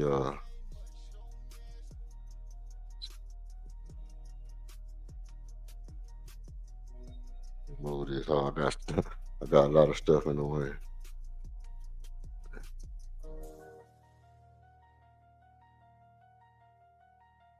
Bring up boy King, man. Let that boy King get his King, man. Good to have you up here, man. Take off, bro. What you gotta say? What's up happening, man? What it do? Chilling, chilling. Just getting it in, man. I said I was gonna pull up. I was, sitting back thinking about what I was gonna pull up on, and I said, man, let me go ahead and get up and bring out this stuff, man. I wanted to go into some of the stuff I saw on film. I couldn't pull up everything, but I did pull up some of the stuff, and so just getting it off my chest. Right on. Well, yeah. So Reed Old Shep is in um, he's in a special situation, right? Right. So I agree with you in that it don't generally take no 3 years for you to recognize what you got in a player. Reed Old Shep, year one didn't play. He basically got redshirted as a rookie. You know what I'm talking about? So what information do you really have on him at this point? Like, we've seen flashes of what we think he could possibly be. I look at it. I look at what we've seen so far from last year to yesterday. Do we know that Reed Shepard is a great shooter like that? I mean, college film aside, college numbers aside, it seemed to me like every time Old Shepton had a big game, it was on high volume. I don't remember the game where he was highly inefficient on 7, 8, 9 shots. Right? He's shown flashes of the defense, but I feel like the only reason, the number one reason why he would get sat down by MA is for a lack of defense. Right. Where he's getting lost on defense, or I don't remember him getting abused like that on defense last year. You know what I'm saying? So, I mean, I'm talking about one-on-one defense, but if you just getting beat on one-on-one defense and, you missing assignments, as a team, or you gambling, because that was my complaint with him last year, leaving out of summer league. You know, I said that to me, it looked like he was gambling too much, gambling for steals, you know, gambling to make these splash plays on defense instead of locking in with his man and being, you know, disciplined. Okay. So, I mean, I'm analyzing the whole situation, and you know, like I said, I advocated for old Shep, but I'm not sure if he's better than Jalen Green or Cam Whitmore when it comes to, you know, offense. Facts. No, you facts. All day facts. You ain't spit nothing but truth right there. Now, I mean, no, you can cook because I don't even I'm at a loss for words. You said everything that I'm thinking. I mean, he this like I said for me. I tell you, the fact is that his form is perfect when he shoots perfect form. I have seen him have, and this is the thing. You watch shooters in the NBA, you got two different kind of shooters, like good shooters. You got the good shooter, like I'm gonna shoot this and see how I feel, or you got the shooter, I'm gonna shoot the exact same shot every time. Those like overall, you got two kind of shooters. You got I'm gonna shoot this and see how I feel, or I'm gonna shoot the exact same shot every time. I don't really care how I feel. And I'm like you, I'm trying to see exactly which kind of shooter is he. Is he the he has to see how I feel kind of shooter, or is he shooting the exact same form every time? I know once the ball is up into its fire position, it's the same shot every time. But getting it from A to B, I can't tell if it's the same thing every time because I seen him do some kick outs, some leg, but I mean, usually his leg is straight, never really nothing off to the side. But I see, kick your leg up, kick your leg back, type thing. I didn't see it going off to the side too much like Jalen, so it wasn't a lot of drift in his shot, but it wasn't a Chauncey Billups. It wasn't a fundamental. I'm coming up almost every time, from A to B, and my shot is looking the exact same. Is the exact same form. So I'm Well, a yeah. little. See, I don't think that's gonna ever happen because unless it's just straight up catch and shoot. But if you a player where you shoot off the dribble, you know what I'm saying? Where you kind of creating that space and creating that shot, I don't know that you're gonna ever get straight up and down, perfect form, perfect landing on those type of shots when you are, you got the ball in your hands and it's a movement situation. But I understand what you're saying because I think that was a big problem for Jalen, where he's pulling up, he's going 100 miles per hour, and now he pull it up and he drifting to the right, to the left. You know what I'm saying? Yeah. I think that was a big problem for him. And so I agree with you. I see Reed Shepherd make some of these shots like in that mid-range. He come off and get to his spot and he jump up and that right leg kicks out in front. But he swish them, they so pure, bro. They so pure, you know what I'm saying? So I'm like, man, like how can you tell him not to shoot them? You know what I'm saying? And like he really hits those. So it's just I don't know, is he a consistent shooter like that? Because truth be told, if Jaden had 28 on 25 shots, he'll be getting slaughtered. He'd get slaughtered by the fan base. You know what I'm saying? Same with Cam. So it's like, is he really a great shooter? Could he come into the game, with the big team and get 5 shots, 7 shots, 8 shots, and go 6 to 8? Right. You know what I'm saying? Go 5 for 5. Could he do that on 18, 19 minutes and still get you a steal, 2 rebounds, 3 assists? on short minutes. Like, that's what I want to know, bro. Right. Because that's what's gonna be expected of him. It ain't gonna be that he averaged 17, 18, 15 points a game. It's when you come into the game, can you be highly efficient? Can you defend? Right? Can you make these plays that gets the trust of inmate? Because the fact is, once inmate trusts you, he gonna stick with you. But you got to get his trust first. You know what I'm saying? Yeah. Like, you got to get his trust. And so until you get his trust, if you go out there and you not producing, you ain't performing or whatever, you gonna get snatched. He gonna pull you. Yeah. But once you got his trust, he gonna stick with you. You know what I'm saying? Through bad games, bad nights, whatever. He gonna stick with you. He gonna keep coming back to you. So old Shep gonna have to get that, bro. He gonna have to get his respect. He gonna have to get his trust. He gonna have to be fishing on short minutes and short attempts, fam. Yeah.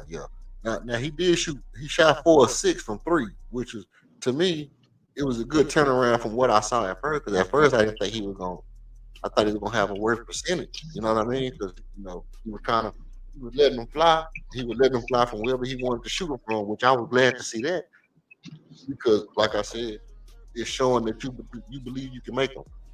When you shoot from the 10-second, you just believe you can make that shot. You believe that if that dude don't come out there and get on you, you're supposed to pull that. I like that. I want you to do that in the NBA during the regular season. Don't start doing that when the summer league is over. If they don't come out there and you don't shoot the ball, this is what I'm talking about with me. But like I say, as for me, I think it's worrying about if he's going to do that or not.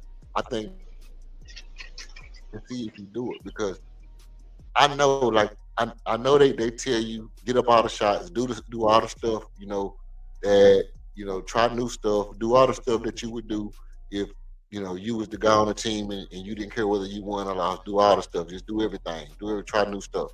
Okay, I get that. Now, when the season starts and dudes don't close out on you, are you willing to pull the ball the same way? Are you willing to shoot that? This is my problem. This is my problem, King. Tell me what you think about this. If you're in the chat, tell me what you think about this. You got a potential Caitlin Clark on your team. You got a potential Caitlin Clark on your bench. Do you greenlight him and let him go be Caitlin Clark, or do you protect him from showing that he's not Caitlin Clark at the expense of never letting him become that? You feel me? I think I do. That's nasty work, though, calling him Caitlin Clark.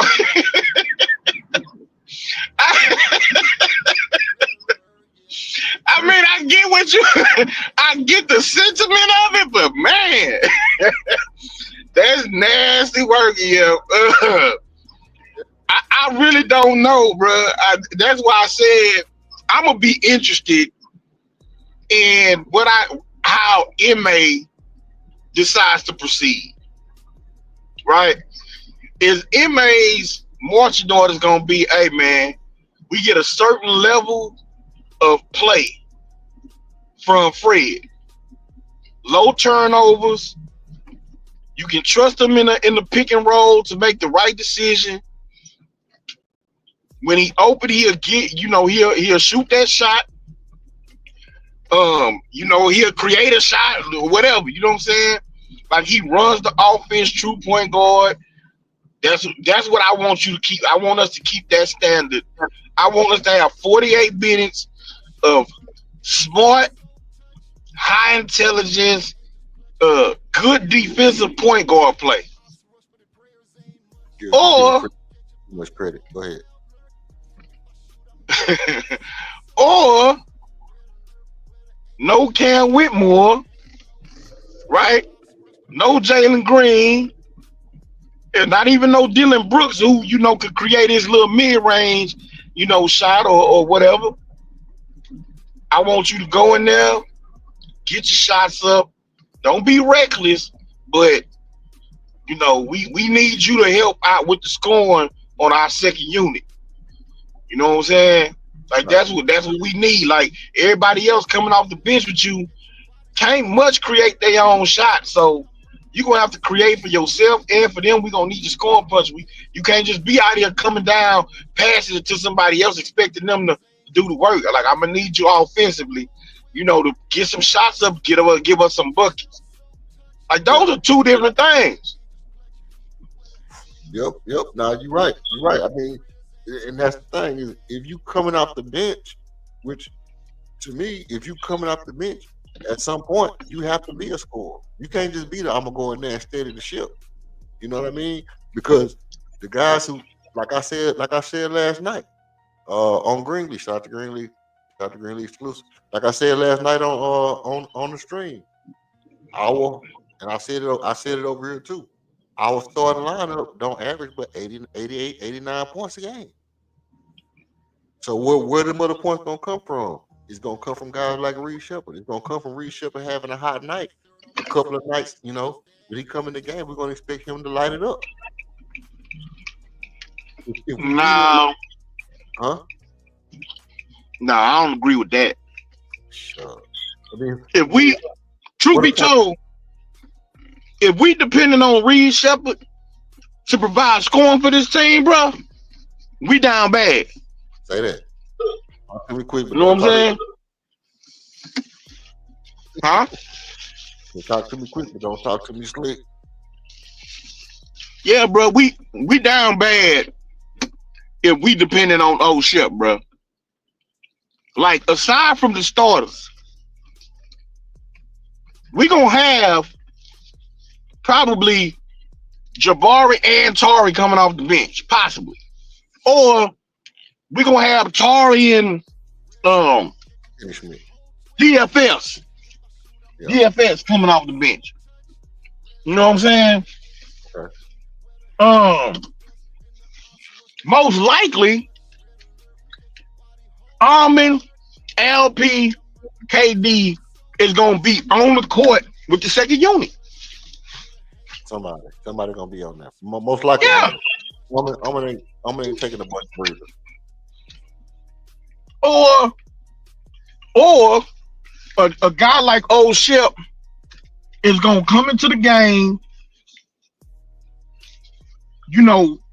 some point in the first quarter, and he gonna play with all the other starters. You know what I'm saying? And they gonna take Fred out and give Fred a blow, and really probably let Fred run with most of the second unit. Okay. Like it wouldn't shock me if it, the seven. Right? Ain't no, it ain't the rummy dog on that. You all right over there? I heard. I said, ain't no rummy dog going on over there. I heard something. Nah, I'm backing into my parking spot. Okay. I heard something sound like you're about to go off over there. Eat the peanuts. Nah. But yeah, it wouldn't shock me if at the 7.5, 8 minute mark, right? 9 minute mark, MA pull out Fred. And he's sending old Shep, and old Shep is now running with Armin, KD, Jabari, and LP. You know what I'm saying? And then that stretch of minutes, that 2, 3, 4 minutes, what is his job gonna really be? Spot up, spread the floor, be ready if that pass come to you. Either to shoot it, attack a closeout, pass it, just make the right basketball play. And a lot of us agree he got a high basketball IQ. So I trust him that he's gonna be able to make that play. But it can't just be, no matter what the situation, I'm letting it go. You know what I'm saying? So that's what he's gonna be expected to do and to defend. Get your hands on some balls, play good defense. Somebody attacking you, make them pick their dribble up, make them get a ball up to somebody else. You know what I'm saying? If he could do that, he gonna earn the trust of inmate, which is gonna also earn him the trust of his teammate. You know what I'm saying? Yeah. But I don't think it's gonna be, into the first quarter, all the starters coming out and all the reserves coming in, You Right. know what I'm saying? And it's gonna be, we depending on him to give us 8 points in a 4 minute span or nothing like that. Yeah. No, I mean, you know, obviously, you know what I'm saying, we got a veteran or Barry. Either Jabari or Finney Smith gonna be probably the first person that's looked at to come in, and they probably gonna come in with Tari, you know, at a point in the game. You know what I mean? Like, but I'm gonna say this, and then I'm gonna get back to that next thing. But I'm gonna say this: Tari, if he is consistent with what we've seen from Tari, he might not play back to backs. So on one of these back to backs or anything like that, you know, that's gonna be a concern. But on times where Tari and Finney Smith coming in, and Tari and let's say we starting Jabari, which I don't think they're gonna start Jabari. I think they're gonna start Finney Smith. Be a problem with me. But if they started, let's say they starting Jabari and Finney Smith and Tari coming in together, I'm with you. I don't think Reed Shepard is coming in right there. I think they're giving KD some time off. They're gonna send KD to the bench, and we're gonna bring in Finney Smith and Tari, and they probably taking off Bari and KD, or either they taking out Fred and KD, and they bringing in Finney Smith and Tari, and then Almond is gonna be expected to run some point guard, and that'll be our little faster unit, right? Because with KD and Fred on the floor with IP, I think we're gonna be a little slower. But then when you bring in Finney Smith and Tari, we could probably be getting up and down a little bit more. So then when that team starts to get tired, when you need a point guard to come back in, you bringing in Reed or you bringing back in Fred. So now you say you want to bring in Fred and Barry back in to get some floor spacing so IP can get off. So now you got Finney Smith, Reed, Barry, and who you bringing in right there. You see what I'm saying? You got Fred VanVleet. I mean, you got Reed Shepard, you got Dorian Finney-Smith, you got Jabari, you got LP, and then who is your fourth person? You going Tari, or you still going with Armin? So by this time, Armin might need a blow. So you probably have to come back in with KD. So now you got 4 shooters and LP on the floor. That's a good lineup for me. You see what I'm saying? That's a good lineup. And you got Barry, Reed, KD, and Finney Smith all on the floor with LP. So I'm expecting to see stuff like that going. But then LP, we know how he is with his long. So sooner or later, he's not gonna be on the floor. Then we're gonna have Steve Adams. This is what I was talking Man, about. look here. Huh? LP need to be on some what's that name like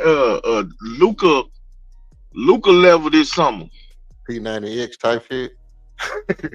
Yeah, whatever it is, bro. Like at this point, bro, you didn't been in the league. This is what he going in the year 5.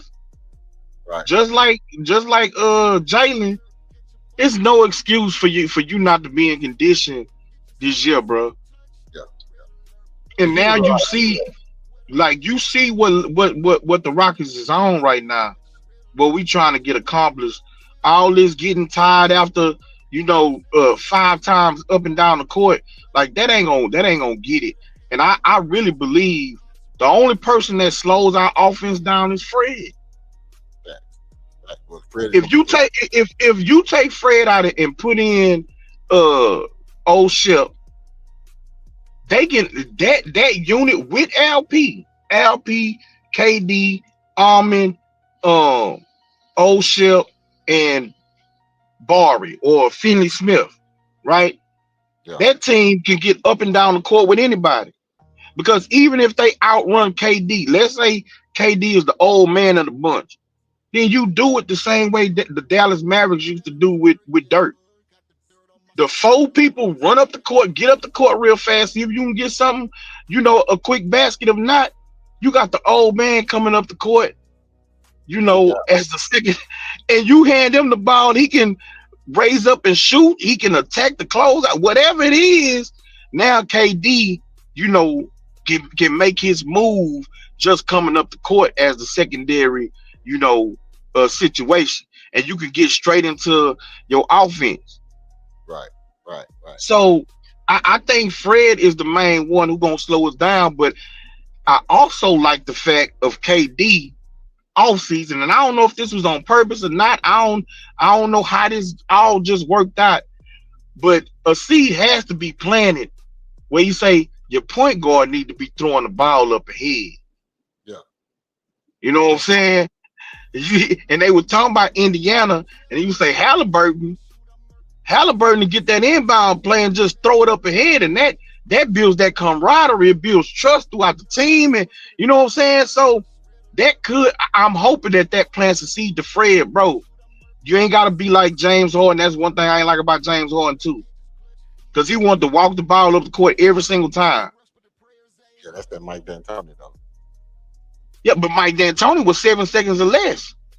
Yeah, 7 seconds. See, when he had Steve Nash is running up the court like he applying that pressure. Yeah. Harden wanted to walk, bro. He's crossing the half court line at the very, like, you got 8 seconds. He crossing at 7.5 seconds. Yeah. Every time. You know what I'm saying? So if Fred is pushing that ball up ahead, when you got a Armin, when you got a Barry or a KD or whoever, you pushing that ball and you putting pressure, is that alone can give your team, 7, 8, 10 points extra a game just by attacking early, even on makes. Even if they make it, if you push the ball back at them, you can get cross matches. All types of things can go in your favor where you can get early offense. Yeah, but I kind of got to push back. I kind of got to push back on that.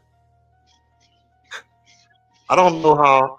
I haven't seen Reed Shepard really push the ball up the floor with no kind of real exceptional speed.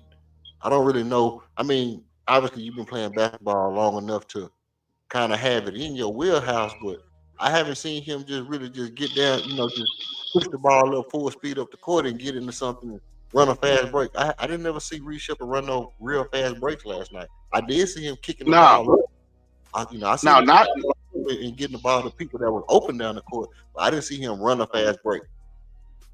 Well, see, what I'm thinking about is last year in summer league when he had Cam Whitmore. Okay. When him and Cam and what's that dude? Folly Dante, whatever his name is, they'll get the ball and they'll take off running up the court.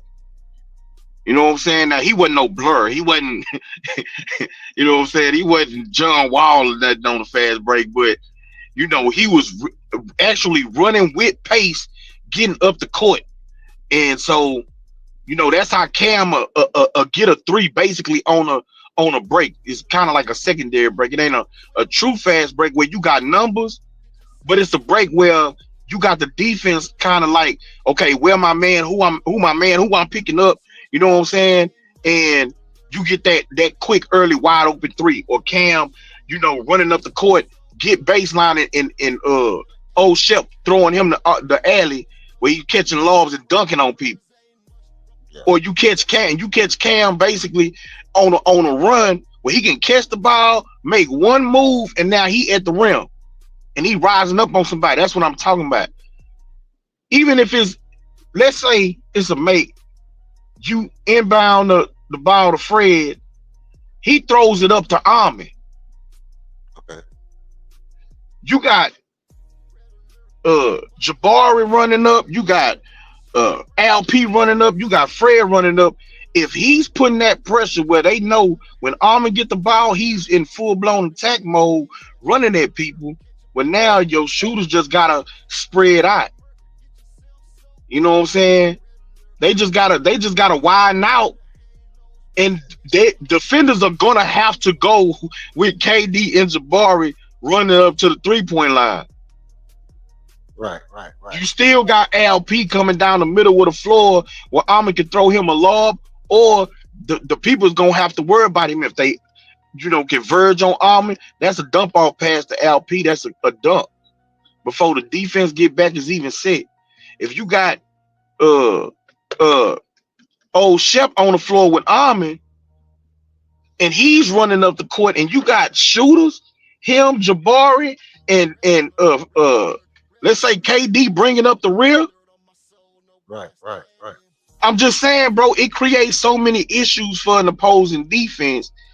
Well, I think that's something that they can, you know, look to implement this season. But I am interested on rotations and these different, you know, matchups that MA implement on you know, who we all gonna put on the floor together. No, that's a fact. That's a fact. And exactly, you know, what kind of creativity is he actually going to have between offenses? Because one offense is going to be slow, like you were saying. One offense is going to be faster. It's going to be times of the game where he's looking to run. You can't beat Jeff Van. You can't have no Jeff Van Gundy offense and Jeff Van Gundy defense and expect to win games in this era. You're not going to be shooting the ball with 17 seconds on the clock, 20 seconds on the clock, trying to keep teams at 85 points a game and thinking that you're going to win a bunch of basketball games like that, because you're just not going to win. Teams going to run you out the gym. They're going to start shooting threes.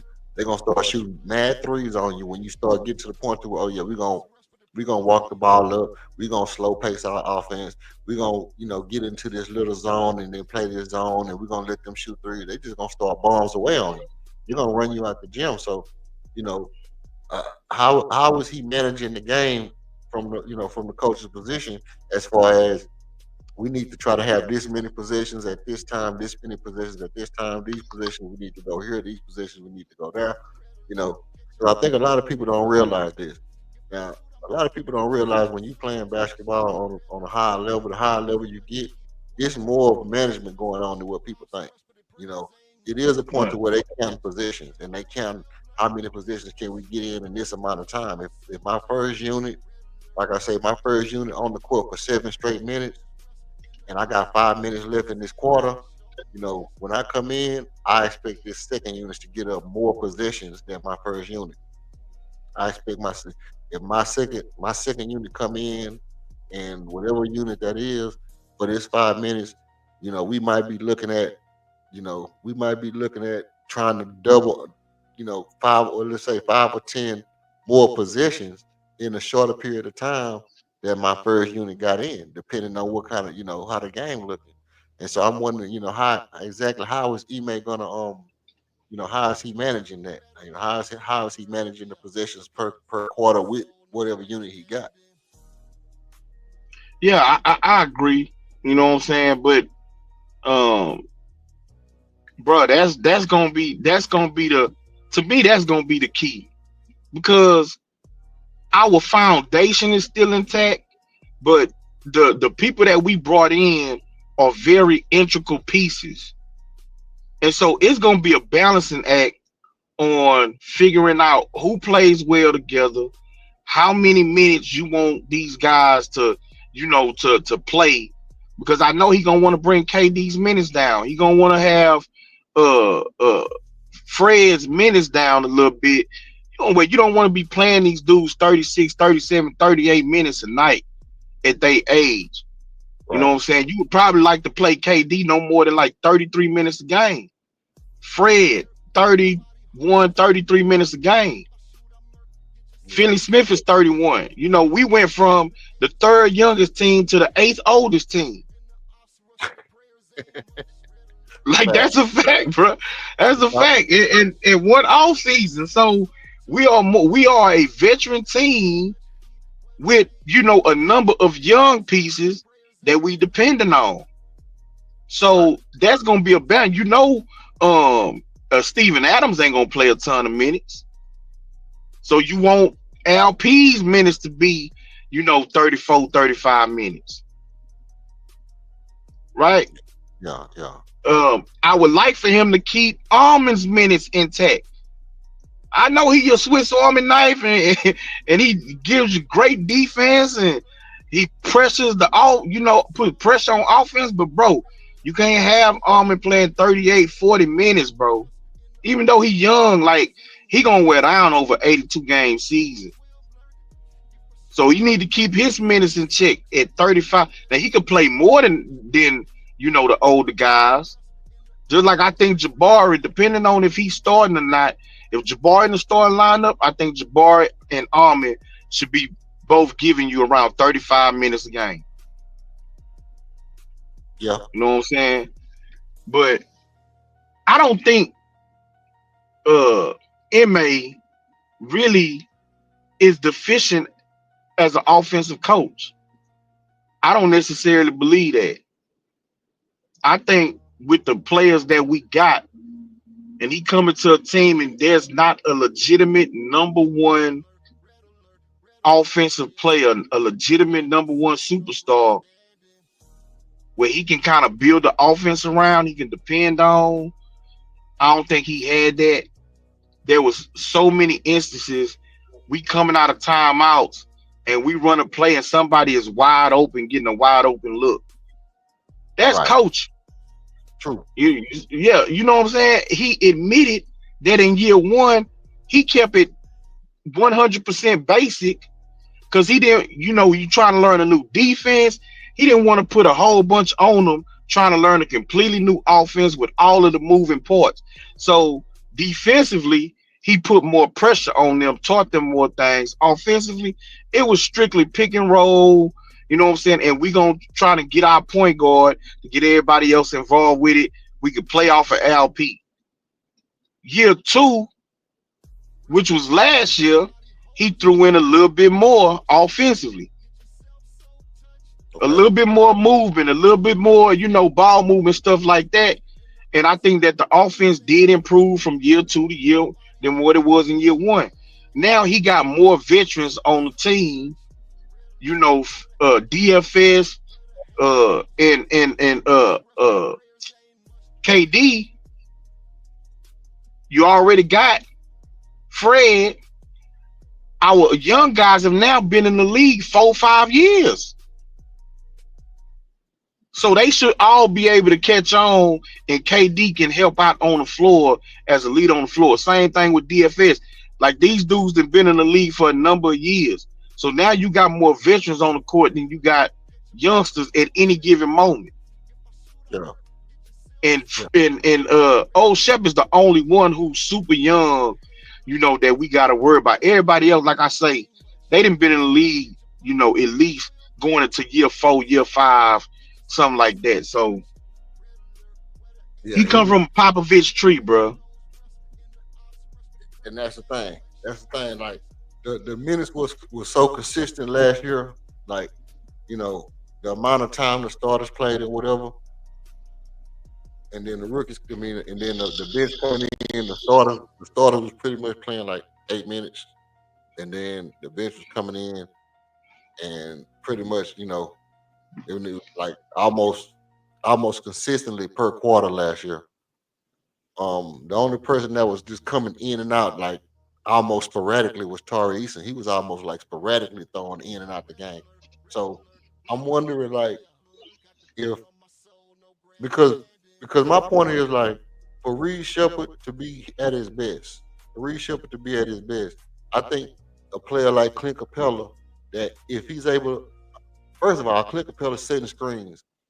Really, I really didn't remember him as a good screen setter. I remember him as like faking to set the screen and then slipping and then going to the goal. Yeah.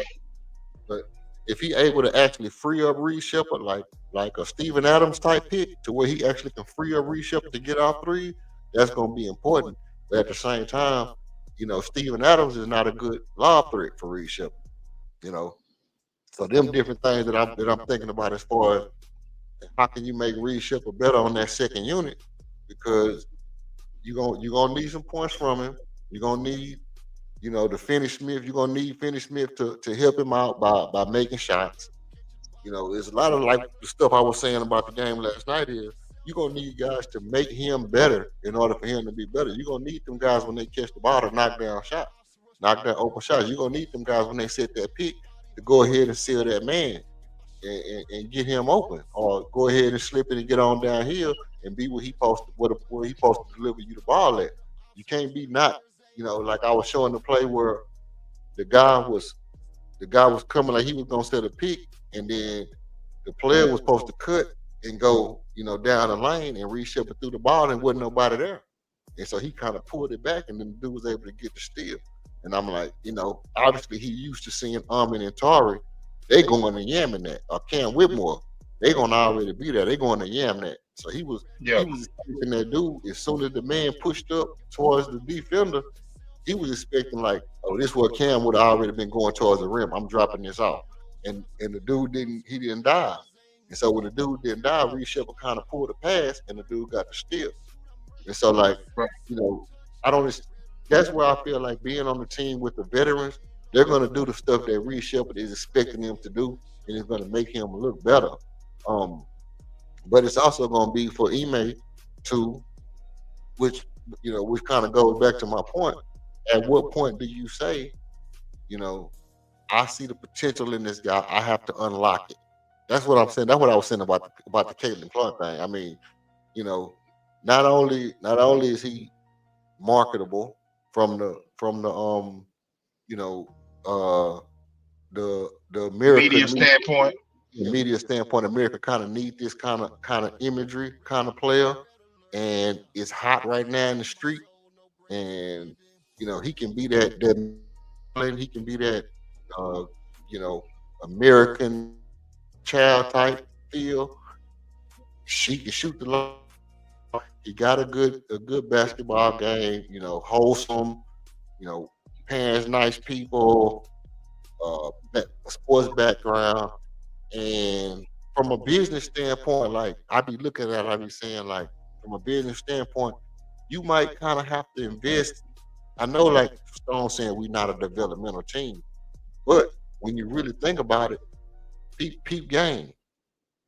Like I say, when you got a player on your team that you want to unlock and you want him to be that boy, they start trading people off your team so he can have the green light to play. That's how they did with LeBron. Remember, LeBron had Carlos Boozer, Ricky Davis, Larry Hughes, everybody on the team. They got everybody out the way and let LeBron be the star. You know, the same with Kobe. He had players on his team one by one. They was all getting out the way so Kobe could play. You know, and that's kind of that's kind of the system. Even Anthony Edwards. Anthony Edwards came in one by one. They was getting people out the way. They're getting these players that's supposed to be stars, getting them out the way little by little. Steph Curry, Monte Ellis, you gone. You know what I mean? You Right. moving people who supposed to be that's supposed to be better than you, that's supposed to be get the limelight more than you. We'll get them out your way so you can have a clear path to your stardom, so you can still to your star.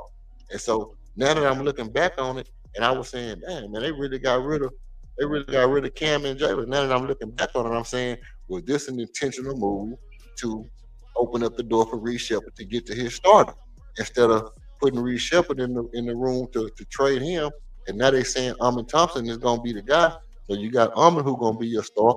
You got LP who is a budding star who we obviously gonna make tradable. You know, but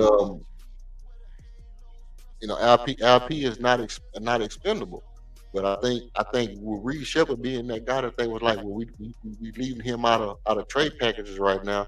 It could have been one of those things where they kind of moved Jalen and moved Cam out the way, so Reed could excel to his highest point. But if that's the case, you have to go ahead and unlock him and get him there. You have to go ahead and draw up the plays that's gonna free him up. We seen I saw what he could and couldn't do last night. I saw where he could make improvements on passes. I saw bad reads.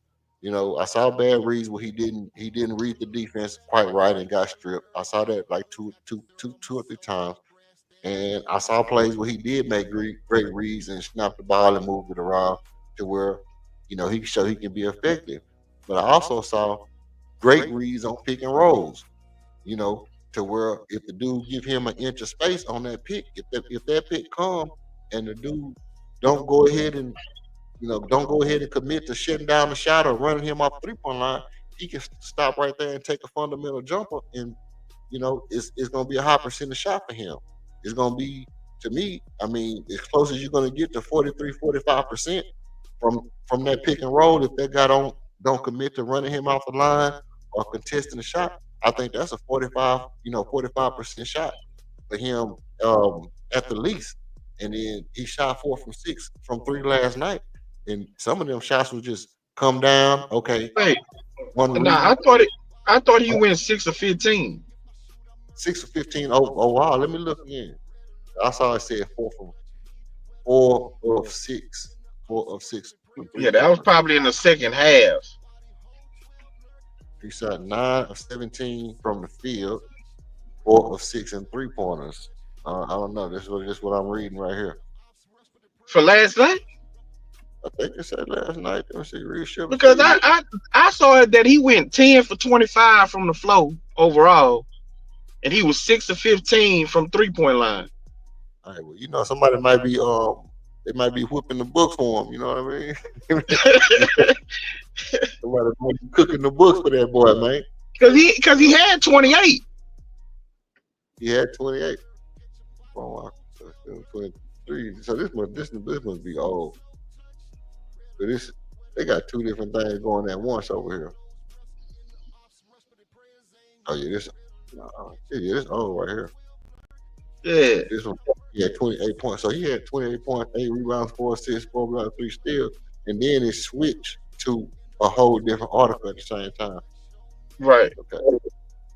Okay. So they got 2 articles mixed in with one. So that's the So when it comes to last night, bro,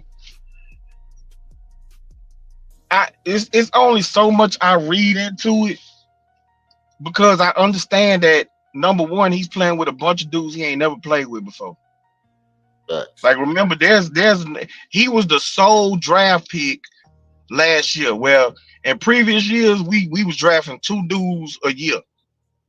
Even the Ty Washingtons, the Garubas, the Josh Christophers, like we was making multiple picks in the first round. One year, I think we made like 4 picks in the first round. Right. And we brought all them dudes to camp, so he was the sole pick. Cam Whitmore went with him last year because that was Cam's second year. Yeah. You was right, though. 10 of 25, 6 of 15 right. from 3, 2 for 4 from free throws. Yeah, you was right. Yeah. So he playing with a bunch of dudes he ain't never played with before. Most of these dudes are rookies. Like, I think the only one he played with last year was the big man. Yeah. So Lante. Right. So all of these dudes is rookies. And so some of his, where you say that you feel like he missed some reads, that could be now he's thinking too much because what he know he's expecting dudes to do, where he's expecting dudes to be, they not there. So now he's hesitating, he's second guessing, you know what I'm saying, and he's thinking.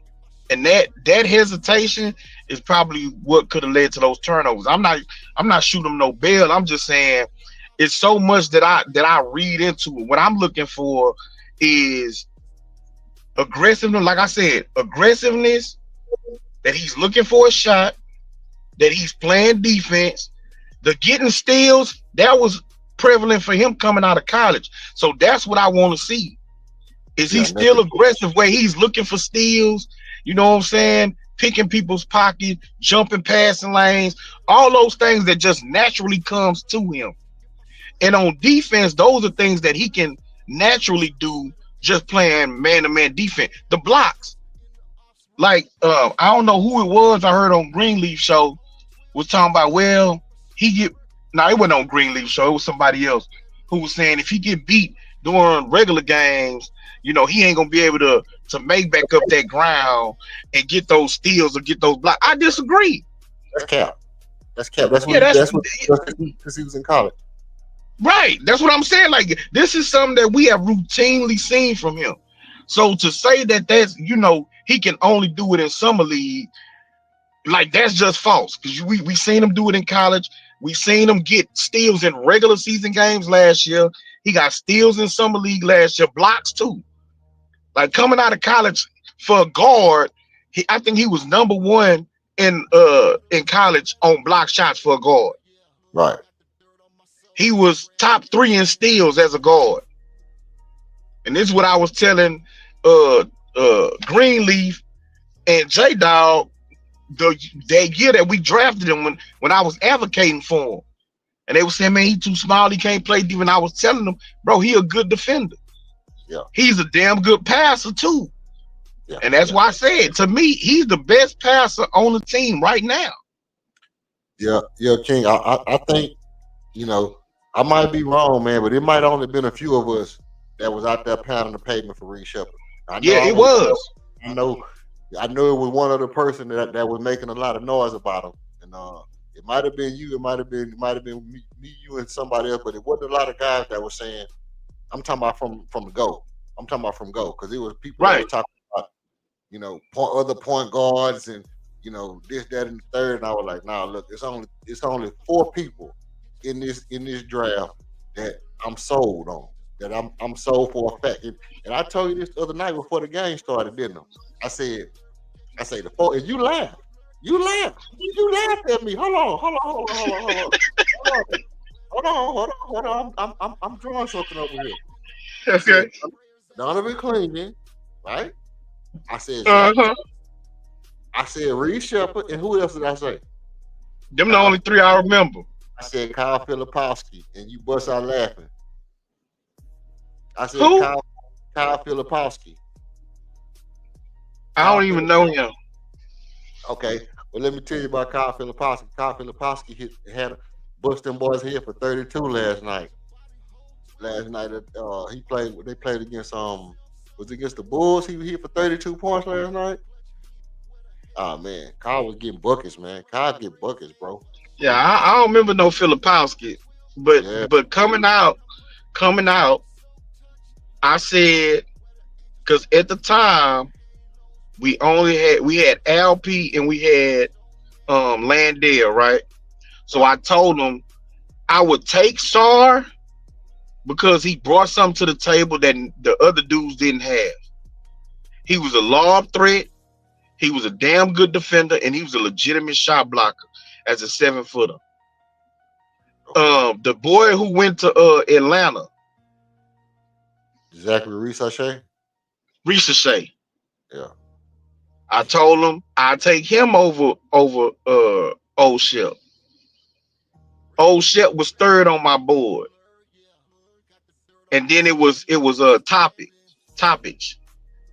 Whatever his name is. Yeah. He was 4th.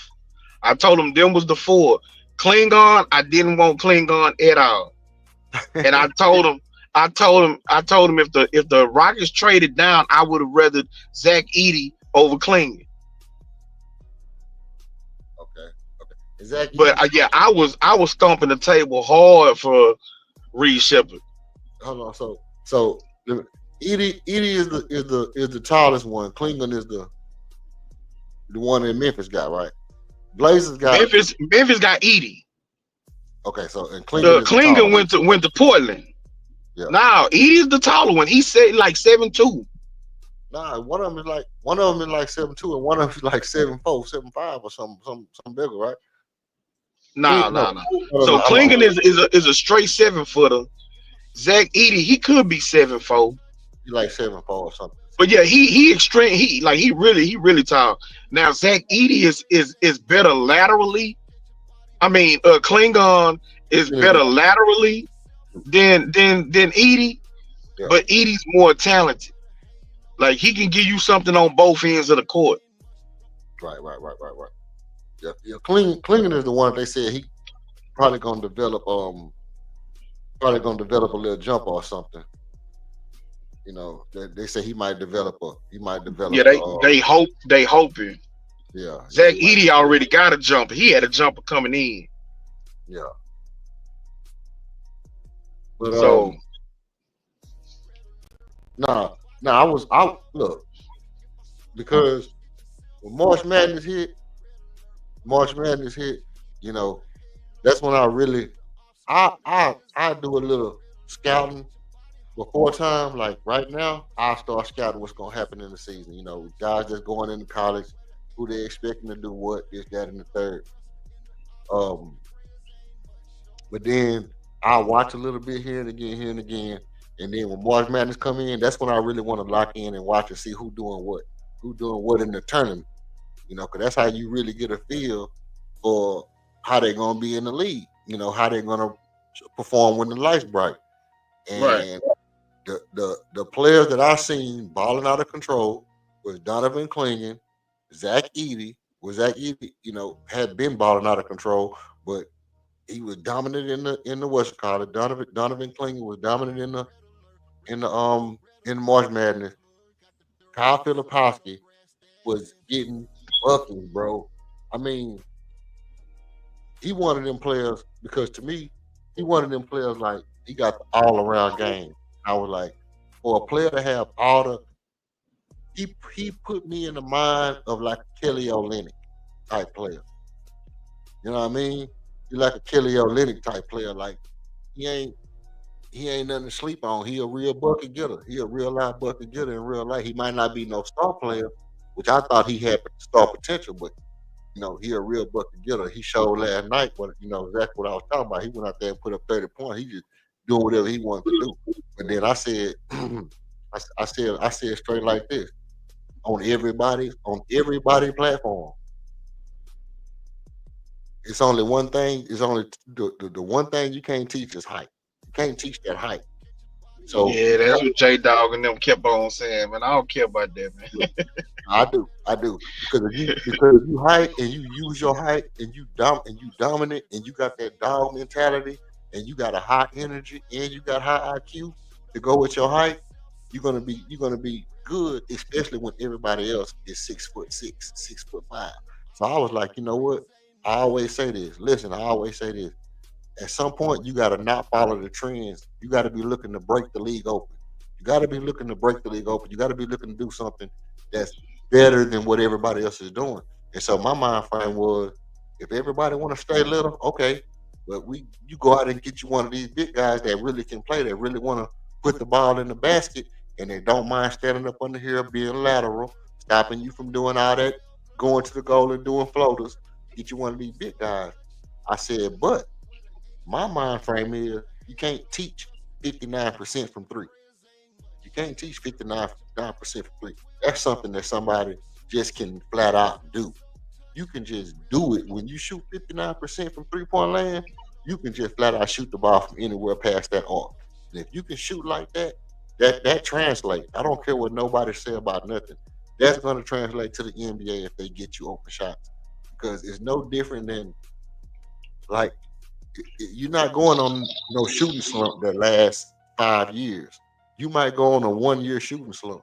But when you come out of college and you shot 59% and your average range was already at 30 feet, like you already shooting from 25, 26, 27 feet, 3-pointers in college, like none of your 3-pointers was by the 3-point line. None of them shits was like 21.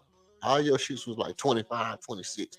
You know what I mean? You coming down, pulling up from deep behind the college 3-point line. I'm like, you already shooting NBA threes in college.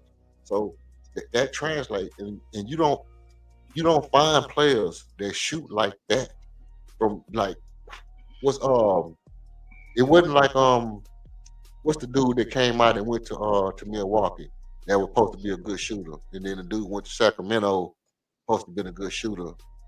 Um, can't even think of their name, but I know who you're talking about, though. right, they were supposed to be real good shooters, and I was like, but they don't. It's just fundamental, shooting the ball, from the same spot every time. It's not really getting not really getting nothing off. You're not really getting off. But you will see Reed Shepard, he was getting off in March Madness. He was getting off during the season, but in March Madness, he really started getting off. And I'm like, okay, anything I have to do to get that dude, if if somebody else would have said they were gonna pick him first, I'd have tried to trade up to get him. And then if somebody just happened to pick him, then I'd have took one of them other three big guys. Starting with the tallest and going down. You know what I mean? That was my Right. mind frame. Starting with the tallest, the Well, now, biggest muscle, and then going down from there. But Reed Shepard was my first overall pick. I don't see why anybody passed on him to begin with. well, like I say, Sar, as big as he was with his athleticism and his wingspan, you know, he showed some semblance of being able to shoot the three. You know what I'm saying? It wasn't necessarily something that was gonna be in his game, but it's something that he could add to his game. Right. But like I was saying, for that particular draft, he would have brought something to the table that we didn't already have. You know what I'm saying? Like, as a matter of fact, I think we had three centers because the year before we had traded for Steven Adams, but he was injured. So he never played for us. Yeah. So going into last year, going into that draft, we already had three centers. And I'm like, bro, why are we drafting a fourth center? Like, you draft Klingon, when is he gonna play? So Starting. you red shirting a big man where he got four people in front of him, but there was nobody behind Fred at the point guard position. Good point. That's a good point. That's a good point. You know, like we added Holiday, I think, later on in the process. So you had Fred, then you had Jalen and Cam, like you had everybody else, but you didn't have a backup point guard. We had seen Armin probably wasn't gonna be point guard, at least not at this point, at that point.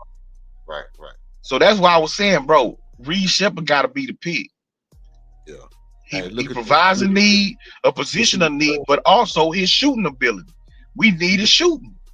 You can see the screen. You can see the screen. Yeah. Look where his eyes at.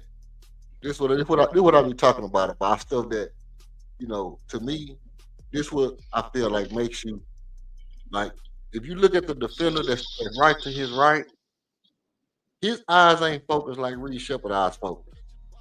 Reed Shepard eyes is looking at one spot. How can I get my hands on this ball? Right. He ain't worried about nothing but getting up and getting where I got to jump to block this shot. And if you look, it's not even directly at the ball. It's almost where the ball is finna go. Watch how he go to where he looking almost behind the ball, where the ball is finna go, and watch where he jump and block it at. Boom, where the ball is going. It's like he could tell exactly how he was finna get that shot off. Yeah. And they was fronting on his vert. But it is supposed to be a small guard who's going up and getting blocks. You know what I'm saying? Right. I don't think the backup point guard in Indiana would have been able to get that shot. Yeah. This right here play is one of the ones I like too. But this is like, I can't get past you, right? So okay, I really couldn't get past you. I'm finna go ahead and get in my thing and do what I do. Not this one right here. Okay, boom. Yeah, when he had to reset against old boy. Back. He hit the reset button on him and went on ahead and got in his shit. It was like, okay. Yes, sir. Let's see. Not this one. And Lip Man was getting off too. He was doing his thing. He kind of had a little, little razzle dazzle. Yeah, I was just finna say he got that sauce you like. You love that sauce so much. Yeah, I love it when it's where it's supposed to be. But, he ain't. He'll be good if he get in the league, but it wasn't as him. He did make some impact plays that kind of put us back into striking distance. But here you go right here. Nah, that's butter. It. Yeah, that wasn't it. Yeah, I know the one you talking about. Now, this is one I didn't like right there. That's the one I didn't like. This is one I said I didn't like right here. Because by the time you get into this right here, you see this man closing out. I can go back to it. There's nowhere for you to go right here, bro. You're gonna see the man that drift from the side and start going to the corner. Okay, watch number 47. When his defensive man already looking at Reed Shepard is looking over at his man over here in this corner trying to see which way he going on the strong side. Now, Nafali Dante diving to the middle, he taking the defense with him. This defensive man is already telegraphing that he finna blitz. He already showing that he finna blitz right here. Now, boom. when this man pick his feet up and slide his feet over, this defensive man that's on 47, Reed Shepard got to know that this man got to drift to the corner, and you got to get ready to make this pass. Yeah, but see, his teammate right there on the wing needed to be running to that baseline. Nah, Like he lollygagging. That's bad spacing. He creating bad spacing. If he's sprinting, listen. If he's running down to that baseline, and that dude is standing there because he ain't even paying attention to his man, Reed Shepard gonna see that and he gonna throw that pass out to that corner. But since he's just lollygagging his way down there, that allows his man to stay right there. And as soon as Reed turn his back, that's when he run at him. By this time, Reed done already committed. Okay, I finna penetrate and see what I can get. But old boy runs at him after he turns his back. And his man didn't create the adequate spacing. He needed to be running down towards that baseline. And let Shepard see, because Shepard is using his left. If he runs to that baseline and that man's still standing there, Reed Shepard gonna see him wide open. That's an easy catch and shoot. Well, okay. So because of the fact that they just ran this exact same play like 3 times in a row, what was happening here is that the spacing is here in the corner. So this man either gonna commit here, and then that's gonna leave for 47 to drift over into the open space into the corner, right? So Reed Shepard has to make the read in real time. It's not gonna be like I'm in the corner standing in the corner. This is a movement play. So when Reed Shepard starts to move, you will see his man going into his space. Now, right here, Reed Shepard can throw the ball. He can throw the ball over here to where this hat is over here and get him an elbow 3. But he really supposed to be now at this point, he's supposed to be already moved farther. But the man moved a little bit slower, and now see, the ball supposed to been gone already. Yeah, but if you seen that man that basically comes as the help, he never moved, bro. He sat there in the pocket. If Reed would have tried to pass it before that, he finna pick that ball off and go the other way. Look where he at. There's no way Reed Shepard could pass to his man. He's standing right there. If he's in that corner, if he's in that deep corner, that's an easy pass. You gotta make that's pass. why I say he messed off the passing, bro. I mean the spacing. You gotta make the pass, bro. I mean, I ain't worried about that man right there. You gotta make this pass, bro. You gotta be able to go ahead and gather yourself, because he finna try to gather himself, but he finna make a stupid move. You're gonna see what he do right here. Boom. Okay. Now right here, this man planting his feet, he is fully committed. There's nothing this man can do if you zip that ball to that man, or you know, if you could bounce past it or zip it over the top, skip pass over the top, not a skip pass, but you know, you can over this man right here, around this man right here, or over the top into this area over here by this hat, you get the pass there. There's just no way you don't get the pass there. There's just no way you do this. That right there, this right here, what he just did right here, that'll get you put on the bench, bro. This will get you put on the bench. Yeah, but it's also gonna get his teammate put on the bench. Like, what the hell is you doing, bro? He doing what he supposed to do, bro. No, he not, fam. There's no way this man right here at the top, right there at the close to the wing, is supposed to be standing at it that long. You see, your man is not even looking at you. Instead of you going to the corner, like look on the opposite side of the court. Where's that man at? Look in the corner. Look where he at. Look. That's where he at now, though. Right. He should have been over there. Oh, he wasn't supposed to be over there, bro. He wasn't supposed to be over there. Reed Shepard supposed to pass this ball to the corner. I'm gonna tell you when he supposed to pass the ball to the corner. Now, because look, almost the exact same play right here. See where he at? Now, you see when Reed Shepard get to the half court line? What did he do when Reed Shepard got to the half court line? Boom, boom, boom. Same play. It's almost the exact same play. When Reed Shepard get to the free throw line, you're gonna see. As soon as Reed Shepard hit that free throw line, this man gonna start hopping over to the corner. Watch. Well, yeah, that's what he's supposed to do, because now he in the paint. But I'm saying he's at the 3-point line, and this dude is standing right there in the pocket, waiting on him. I'm not this play, the other play. He's standing right there in the pocket. His man is still above the 3-point line. He ain't even close to the baseline. Now this one, the court was properly spread where there was nobody at the top to help out the one-on-one. So once he gets to the paint, yeah, there's gonna be help. And so he understands that the help came from that side. He spins away. That's a wide open shot. But on the other play, the dude is standing right there in the pocket. The man is lollygagging. He needed to run down to that corner to provide the spacing. At that point, Reed Shepherd is going to see his man standing wide open in the corner. That's a much easier shot before the help can even come over. He can shoot that ball to him. That's a wide open three. His teammate messed him off, bro. Why do you think that man need to be running into the corner? Just tell me why you think that. For the spacing. Now, you need for the spacing of the court. Bro, that's proper spacing. Who told you that? Where'd you get coaches? From coaches. From me playing basketball. Like, bro, if the your teammate is at the top of the key with the basketball, you come down, your man is looking directly at him. To provide spacing, you run to the open space. So you go down the baseline to that corner, you put your hand in the air. He not looking at you, bro. You go to the open space. Look, notice. Even if he leading you to the basket, because at that point, the dude ain't even got his head turned to you. Reed Shepherd could have threw that ball going towards the rim and just let him run under it or run and go get it. Again, the big man is going down the middle of the court, but he can seal off his man who's in a trailing position. You catch that ball, you go straight to the rim and dunk it.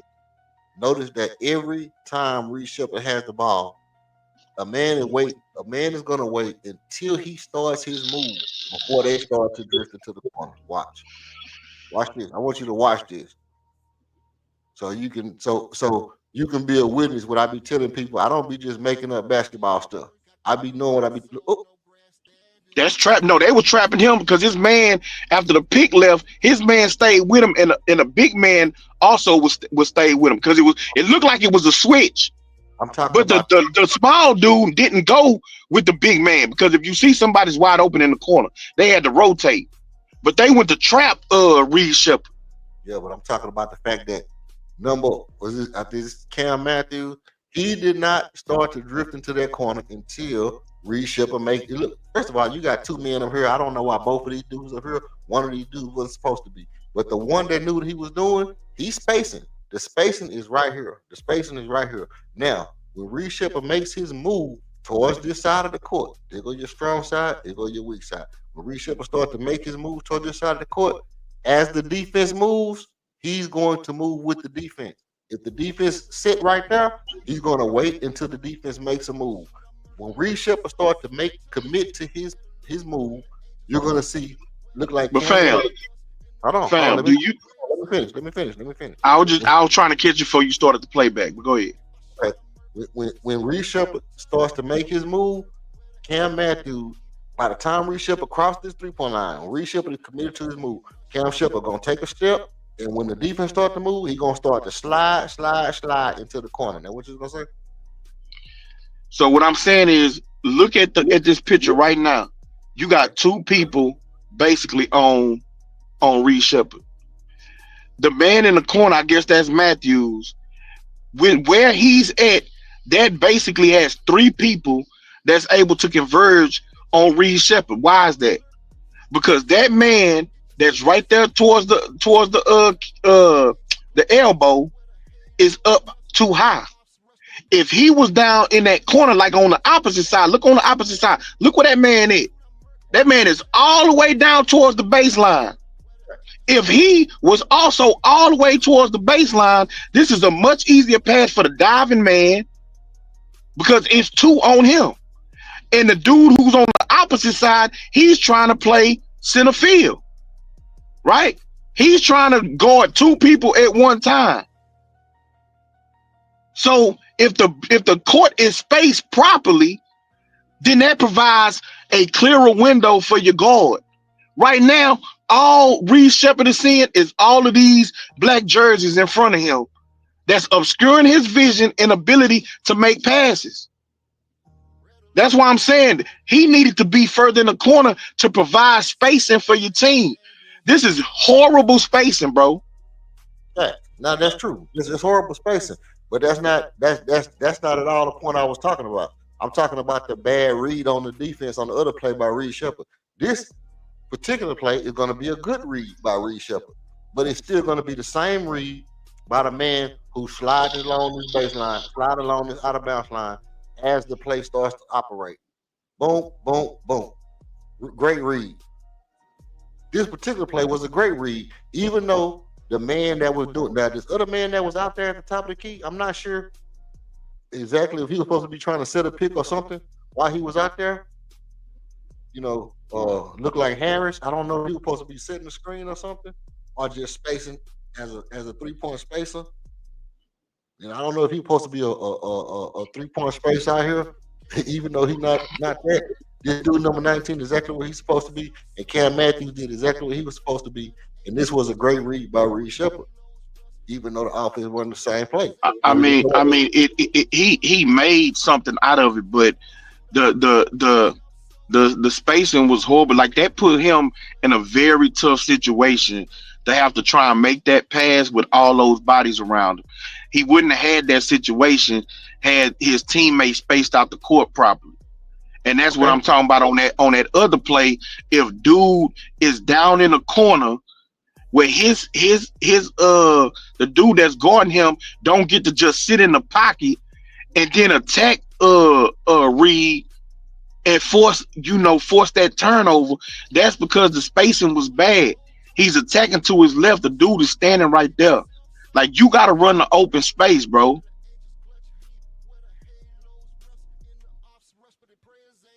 Okay. Yeah, but it was, it's still a bad read. Oh, I don't know. I guess because I'm a passing guard. I just don't, I'm a pass first point guard. I just don't make too many excuses when you can't make. See that play right there you just ran. Yep. Look how far the dude had to go to even get to Reed Shepard. Yeah, but I get what you're saying. Now, mind you, number 47 does the exact same thing on this play that you just said was wrong on the last play, because he's here, he's waiting for Reed Shepard to make his commitment. What are you doing? When you decide what you're going to do and this man commits, this defensive number 35 commits, now I'm going to drift into the corner. He's not going to sprint to the corner. Drift into the corner. But he's too late, bro. He's too late. That's why I told you the other play, the other play where he was further down into the corner, that was the proper spacing, because you making a defender have to come from below the free throw line to run and go help out against Reed Shepard. But that particular play, he's standing right there in the pocket. He don't gotta run to go help out on Reed Shepard. Like, he's standing right there, and it's because his teammate is lollygagging up the court, and he's not taking his man with him, or he's not, getting to open space. Like, you gotta spread the court for the ball handler. You gotta provide that spacing so that he can see the full picture. It was almost like they was in zone. So in a zone, what do? You run the open space. You don't stand there close to where the zone can easily converge on you. Now you got to run the open space. And then that's what I'm saying. The whole left side of the court was wide open. Wasn't nobody over there. So why are you at the top of the key on the elbow where your teammate is 7 feet next to you, and you standing there at the elbow instead of running to the open space down on the left side in the corner? If the man go with you, then Reed Shepard got more space. If the dude ain't even paying attention to his man, then that's a dunk or a wide open three. I see what you're saying, theoretically, but for the most part, it still don't give you excuse not to make the pass when the pass open up, or to turn your back to two defenders when you know that ultimately, if it wasn't nothing there for you to do initially, that by the time you do all that what you just did, ain't nothing gonna be there except for turnover.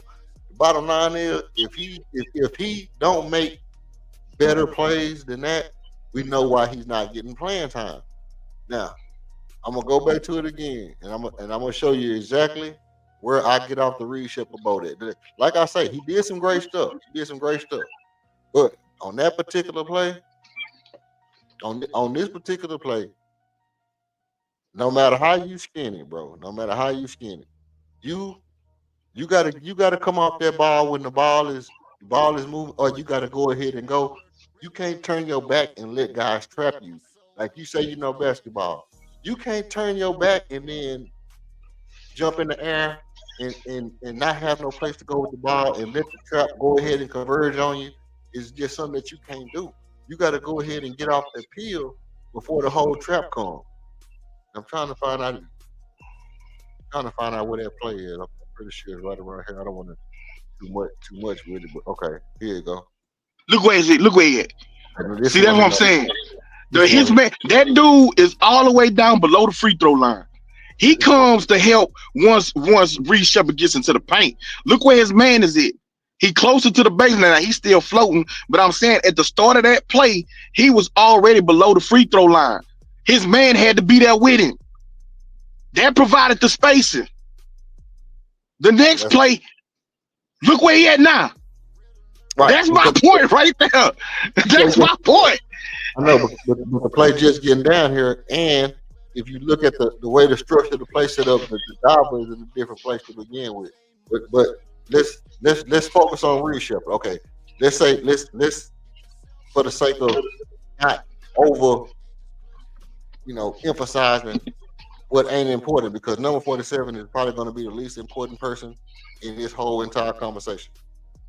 But now let me show you where I just disagree. This man is already committed.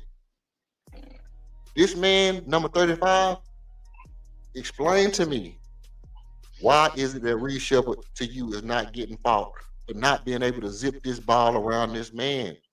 So tell me how he gonna make that pass.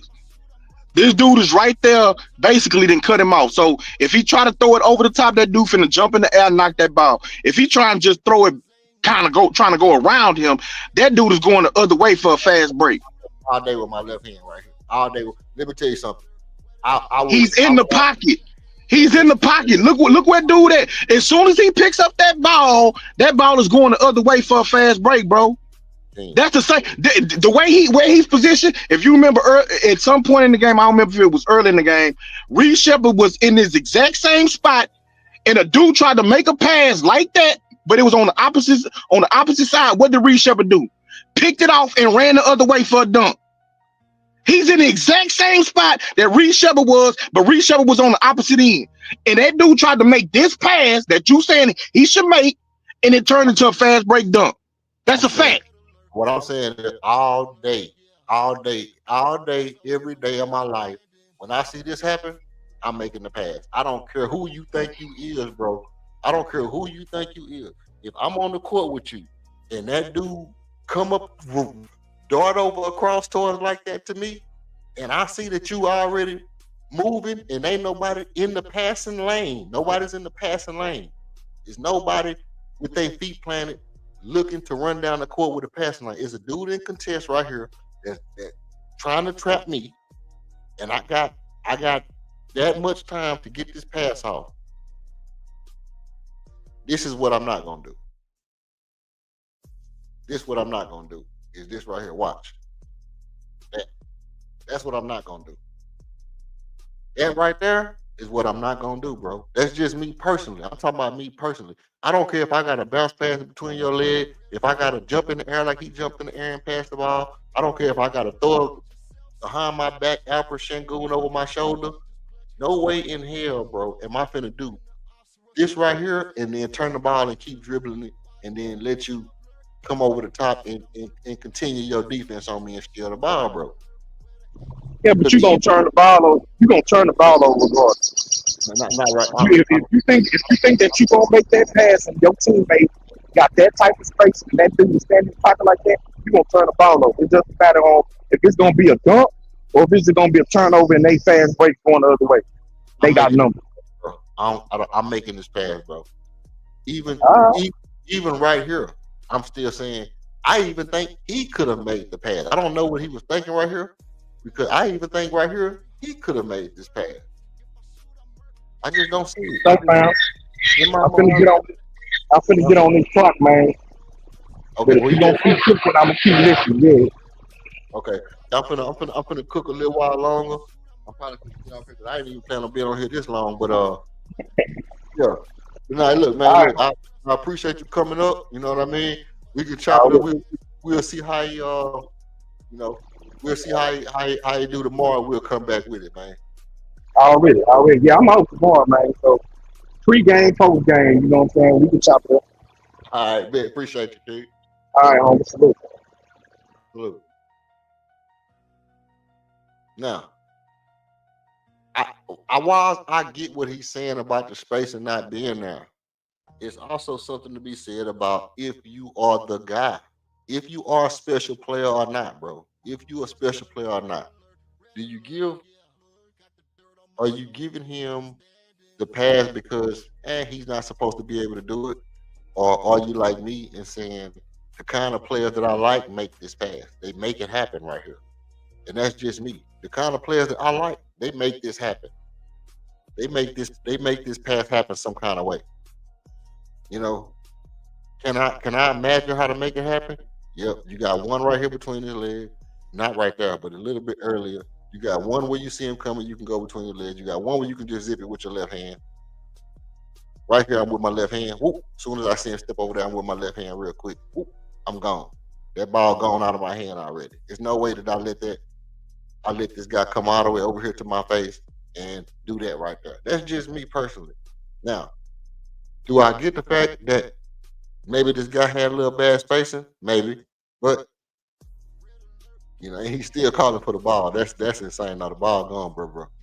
But I get it. I'm just saying that it's plays that I feel like will set Reed Shepard apart, and that's not one of them. That's one of the plays that I feel like he has to be better at in order to be the guy. In order for him to be great, that's one of the things that I saw that I said that's not a that's not a John Stockton type moment for you, bro. That's not a Brick Price. That's not a that's nobody. That's a nobody moment for you. The fact that you turn your back when the defense came and let them steal the ball from you right there at the half court. Now listen, if you coming in and you like the show, you coming in right now just right during the after the heat of battle. You know what I mean? Me and Kendrick got through battling. Shoot your boy a like, man. Shoot your boy a comment. Shoot your boy a thumbs up, thumbs down. It really don't matter to me. If you want to come up and you want to give off your take, come up and take off. I don't mind. I'll drop the link. Um, I'll drop the link again for those of you who are coming in as we speak. Now, also, you can tell me, do you think Reed Shepard is overhyped? Do you think that what he did last night was overhyped? Or do you think we gonna see this same Reed Shepard going forward into the preseason on into the season? So we did get into his defense. As King was saying, people don't believe that his defense is gonna stand up. I believe his defense is gonna stand up because I believe that when you see how he pays his attention to detail defensively, a lot of times he's making his defensive move based off of where he understands where his man beat him at, where his man's going to beat him at. It's not his man is going to beat him because And I'm trying to see. Guys, easy. That's Flowers. okay, not that I didn't want to. I didn't want to put that. I was going to get to ask King about that, but I ask him about it tomorrow maybe. About what he thought about Cam Matthews. Now, this is a great. Like I said, this was a great play, almost with the exact same. This is a great play because I think he makes that shot. I think he makes that shot in big games. His defense, that defense was nice defense. It wasn't his best defense. My whole overall thing is that you see Reed Shepard doing things like getting up in guys. Crazy. That's crazy. Wild getting up in guys. But No, his ability to play tough defense on people is cool. You know what I mean? The thing I like about Reed Shepard is that he don't mind playing tenacious defense on the man on the ball, and then if you get by him, he's gonna get back and make you rethink how you gonna shoot the ball, how you gonna get your shot off. So, and then you have to, for me, which what we talked about the other day is if you have to play against Reed Shepard, not only should you be worried about, hey, look, he's gonna be being tenacious on defense, but I gotta try to stick him on offense. I gotta try to find out what he's doing on offense. This right here play is something that I didn't get into that I feel like is valuable from like I said, he understood the mission right there, not to get beat. Not to get beat. He's going out there trying to get the ball, making sure the guy don't beat him to the ball. To me, that's that hustle play, just making sure that guy don't get that open court dunk is as important as anything that he did last night. Because if that guy get to that ball and get the dunk and he out hustles you, it says so much about whether or not you are committed to Houston Rockets basketball. That's just not how we play. Now this right here is not really much you can do, but you still ran hard. You still got a hand up there, and I think that in a real basketball game, that's a stop for Reed Shepard because I believe he could have, maybe got the block. But look at the hustle on defense right here. Let's look at this hustle on defense. And this kind of what King was talking about him overcommitting and trying to make plays, but it's just being a pest. It's saying, hey, look, I'm gonna make you work for every single thing you do. Boom. As soon as you replant your feet, I'm closed the space. As soon as you replant your feet, I'm closing distance right here. This screen that's coming, it's gonna have a hard time even getting to me because I'm moving so much. Look, boom, I'm there. I'm sliding my feet, I'm there. When you spin back, I'm poking at the bar trying to get the steal. Now, yeah, in the NBA, this guy is gonna go boom on your man because he's gonna be exceptional at changing position. He get down here and go dunk that, but hopefully we'll have people back to help. But look, at least he's making him work super hard. And that I can deal with because right here, look where he's at. Bam. Right back on you on the block. This is Reed Shepard at his best. This is Reed Shepard at his very best to me. Like I'm gonna pester you out on the floor. From the time you get the ball, I'm gonna be a pest. And when you think you got me beat, I'm still here. This, look, hands down, I'm switching sides with you. Boom, you got your hand up. I done grabbed your arm. I done did that. Close the distance when you plant your feet. The pick ain't even really get to me because I'm still moving. You think you're gone, and I'm trailing. I'm trailing. Bang. Block you, foul you, whatever you want to call it. That's Reed Shepard at his best. I don't think it's far gone conclusion that if he plays like that night in and night out, not that it's going to look as good because obviously these are not the top tier athletes. Not that it's going to look as good, but if he plays like this night in and night out, I just don't see how you don't go ahead and promote him to a position that gets him the exposure and the stuff that he needs to have to be a great player. I don't see how you want him to be coming off the bench for long. And when you got a player like this, you will find out very quickly the NBA has a way. These GMs have a way of opening up the floodgates or parting the Red Sea to get these guys on the court so that the talents that they have can be accentuated and used for the benefit of the organization and the team. And in this case, Reed Shepard's playmaking ability on defense, his sharp shooting on offense can really be a spark plug for the Houston Rockets. And I don't see how they leave it. Let's just keep it a bean. I don't see how they leave that on the bench for long. With Fred VanVleet holding that position based off of you know, stability. You know what I mean? It's almost like one of the things we were talking about last night. Hey, look, I got this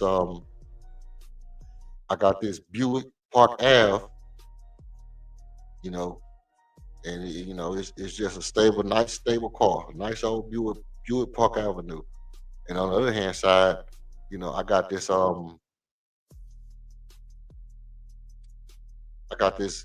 Ninja dirt bike, this Ninja motorcycle that I might need to try out and see if this more of my feel.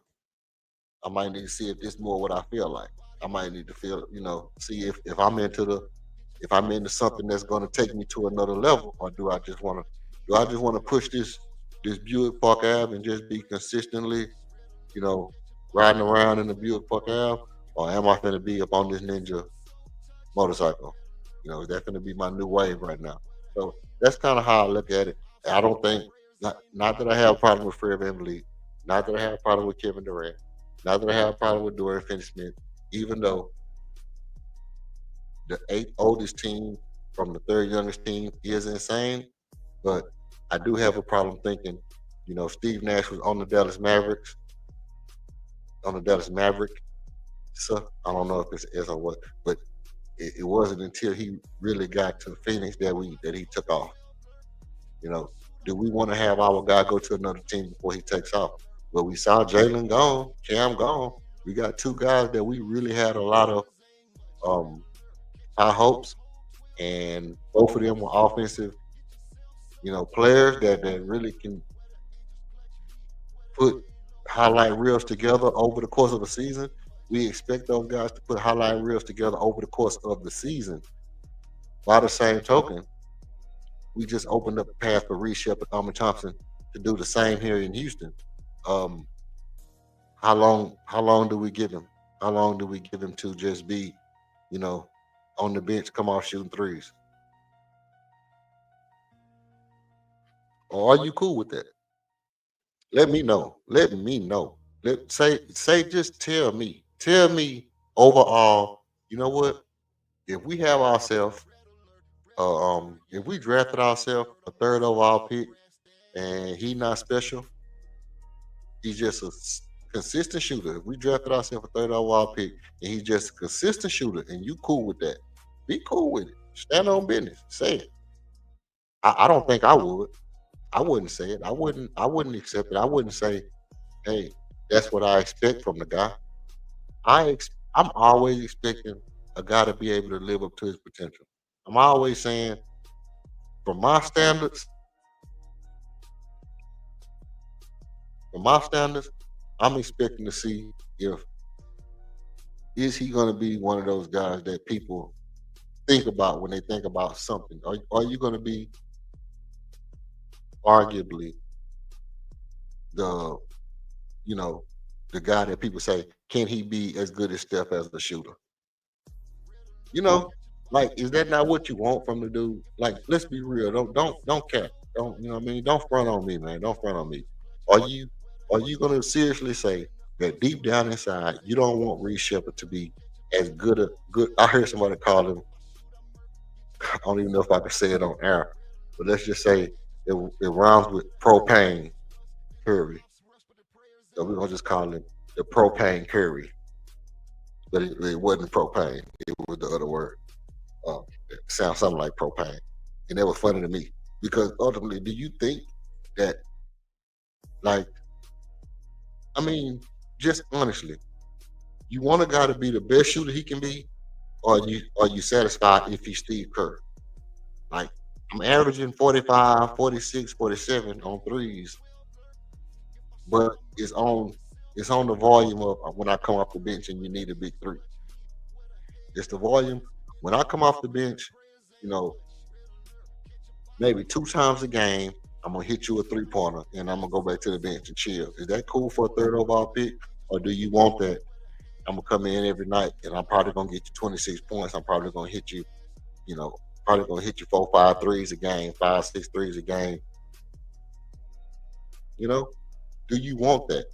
Or are you cool with Steve Kerr? You cool with 2, 3 threes a game? I'm not cool with my third overall pick not being the guy. I'm not cool with my third overall pick not being able to zip passes around guys when they closing out quickly. I'm not cool with my third overall pick not being able to get off one crossover and be the man, or whatever the case may be. I want my third overall pick to be exceptional, to be great. Now, I think Reed Shepard can work to get there. He's not there yet. Um, but I'm still not saying to myself, I want to leave him on the bench for another 2 years. I'm still not saying that. I'm still saying, hey, you know, next year, next year latest, at the latest, I hope at some point in this year, he gets to be good enough to where you kind of want to see him split minutes with Fred. I want at some point in the year, you want to be able to say, hey, look, if Fred is doing, 25 minutes and Reed is doing 25 minutes, Fred is doing 20 minutes and Reed is doing 20 minutes, I'm cool. If Fred do 20 minutes and Reed do 20 minutes, I'm cool. Aaron, Aaron Holiday can come in and get the chunk of the garbage time minutes or something like that. I'm cool with that. I want that to happen. Do I think it's gonna happen? I don't think it's gonna happen. But if it did, I would be absolutely, ecstatic. By the same token, it goes a lot into, the Reed Shepard, Armin Thompson duo. Like, if you got that fundamental shooter, point guard, and then you got an Armin Thompson, up and coming phenom, that's going to be like a 2 or 3 down the line. Because I think Armin is going to average 20, 21 points by the end of the year. I think Armin will be averaging 20 points by the end of the year. I just do. I just think Armin is going to get to 20 points. And if you get Armin averaging an average of 21 points, and you get Reed Shepard averaging 15 points a game, I'm cool with that. Because that replaces where we were last year. That replaces Jalen 21 points and Fred VanVleet 13 points. And to see those guys scale those roles and do what they do exceptional while doing it. Armin being an exceptional defender and Reed being an exceptional 3-point threat. Like, Fred averaged what he averaged, but never was the defense scared of Fred from 3. Now, did he get off from 3 sometimes? Yes. Was it clutch moments where Fred was like, bang, bang, bang? He lift up his playing level like he does in the playoff, and in clutch moments, Fred was the guy that you wanted to take a shot. And Fred, in many games, Fred VanVleet hit clutch baskets. Even if he was getting to the mid-range and hitting the clutch basket, Fred VanVleet did that for us a lot of games last year.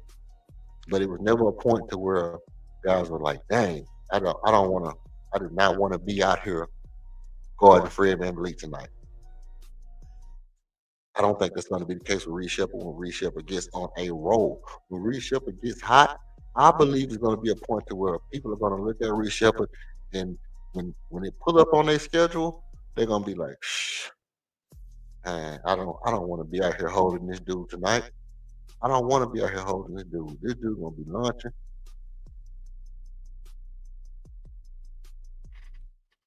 And ultimately, that's what I think you want from your third overall pick. You really want your third overall pick.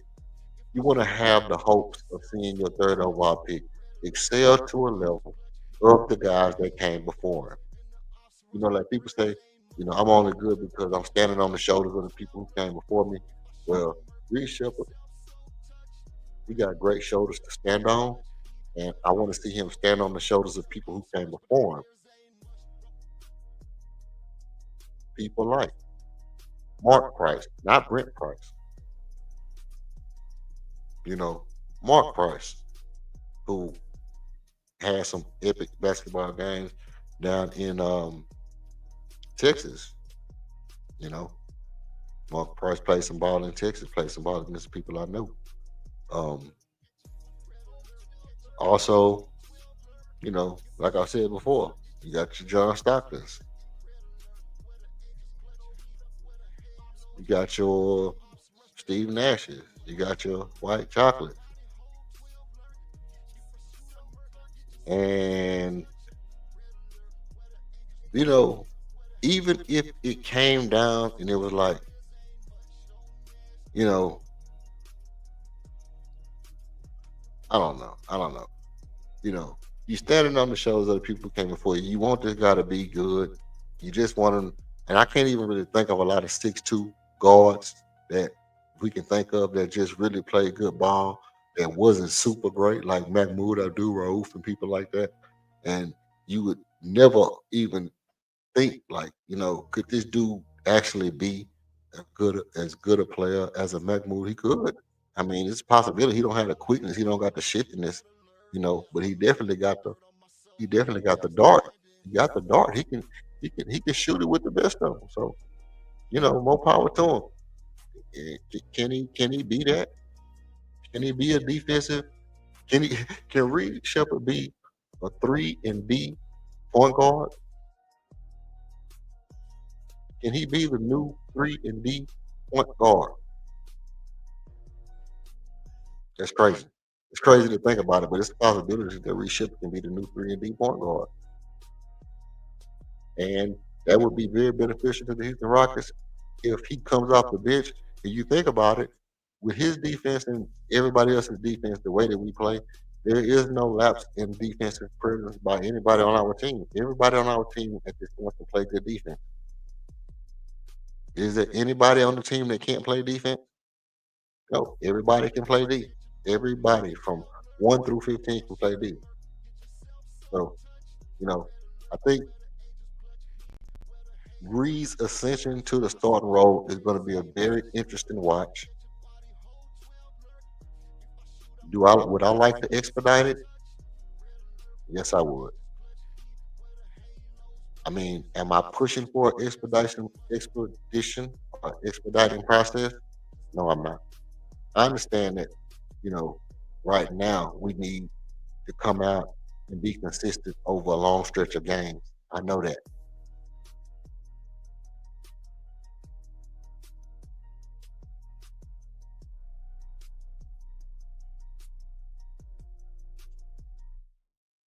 So I understand that we need to be consistent. We need Fred in there, you know, and steadying the ship. We need a new term for it rather than steadying the ship. You know what I mean? But we definitely need the consistency of veteran point guard early in the season to just get everybody under control, come out and show that we poised to make our run, to make sure the turnovers is low, let KD do his thing. We need all that to happen like that. But I just want to see the guy get more playing time. I really want to see what Ime draws up for him. I'm not going to dwell on that, for the whole rest of the show. What I will talk about is something that we really haven't talked about at all is, you know, how Alpha Shangon is gonna how Alpha Shangon is gonna really fare this year. Is he a shoe in for the All Star game again? Um, I'm not really sure about it, but I think after watching the summer league last night, I think that everything contributes to the development of Alpha Shangon. Also, you know, Kevin Durant, like we are talking about Kevin Durant and everybody that we talk to, we say, well, how does Kevin Durant affect you? Nobody has seen Alfred Shangon and nobody has got to ask LP how does Kevin Durant affect him? Because I think Alfred Shangon is going to be probably one of the most affected players from the signing from the trade of Kevin Durant. Because as you remember, one of the big problems was, the Alfred Shangon pick and roll. And that's going to be something to watch and see how that plays out. What is there an Alfred Shangon Kevin Durant pick and roll? I doubt it.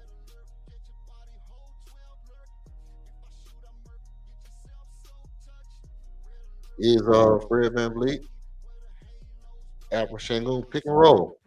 Well, we saw that a million times last year. What about a Reed Shepard, Alfred Şengün pick and roll? And Reed Shepard and Alfred Şengün, you know, are they gonna have a a dynamic offense if they run and pick and roll together? It'll be kind of good to see because I obviously think Reed Shepard is a great pick and roll player, and Alfred Şengün is a great pick and roll player. So Alfred Şengün and Reed Shepard could be a great pick and roll duo, for years to come. Not a lot of pick and pops, but definitely with the pick and roll because you got Reed. If you leave him open, he can hit the three. And if you let Alfred Şengün catch the ball going downhill and he gets to doing the worldly dervish on you, Tasmanian deviling around there, then he gonna get his buckets regardless when he get to going downhill. You know, so I think that's dope. Um, Ultimately, man, I'm excited to see what happens tomorrow. So just to recap,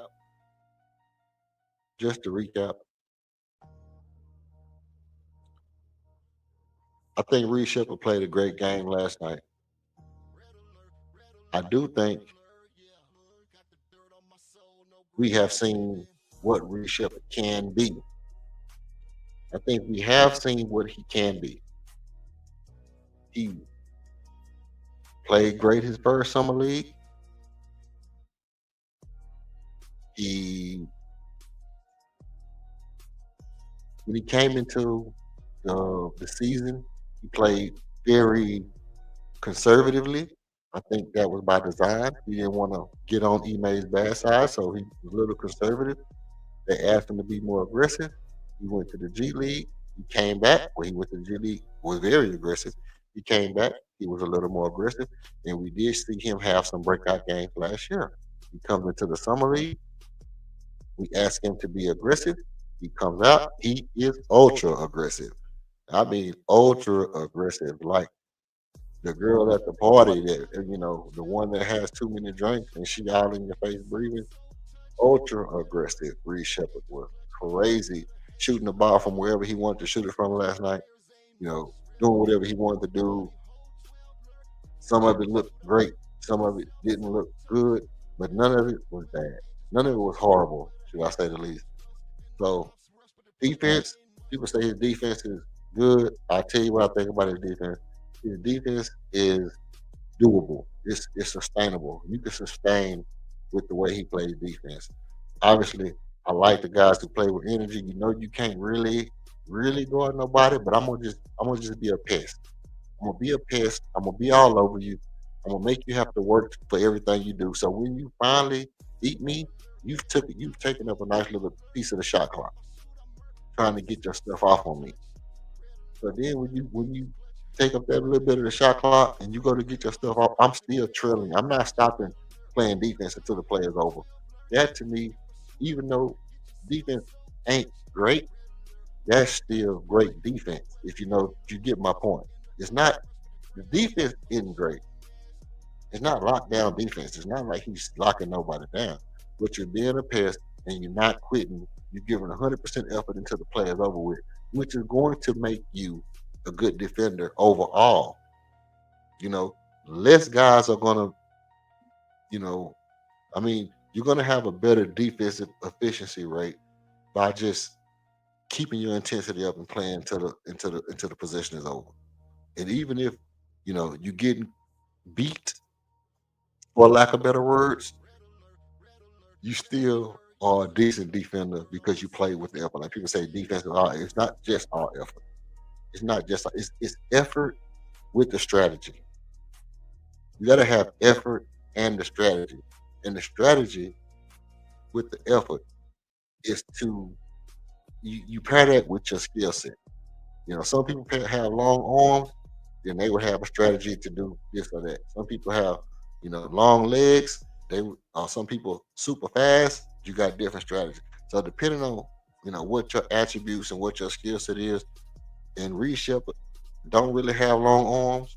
He's not really quick, but He has the tenacity and the drive to just pester you the whole time you got the ball and not give up until the whole play is over. And to me, while he's not a great defender, he plays good defense. You understand what I'm saying? Okay. And then with the team defense being involved in that, we're going to see how it really looks when the preseason starts because they're going to be in training camp. They're going to work on the team defense, and we'll see how he plays team defensively with the guys that's in there with him, which is also going to be very important. And then according to how he plays with the team defense, and he pair that with his pesky, with his peskiness, along with the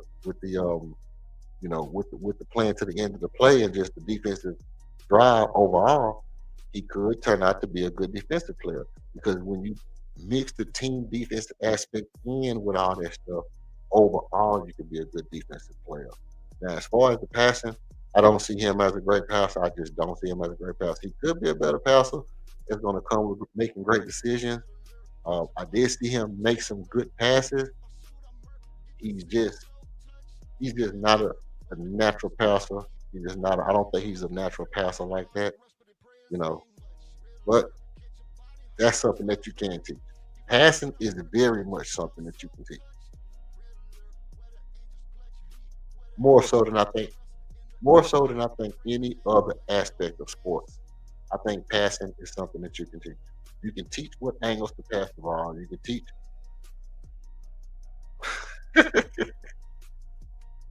Get the fuck out of here, bro.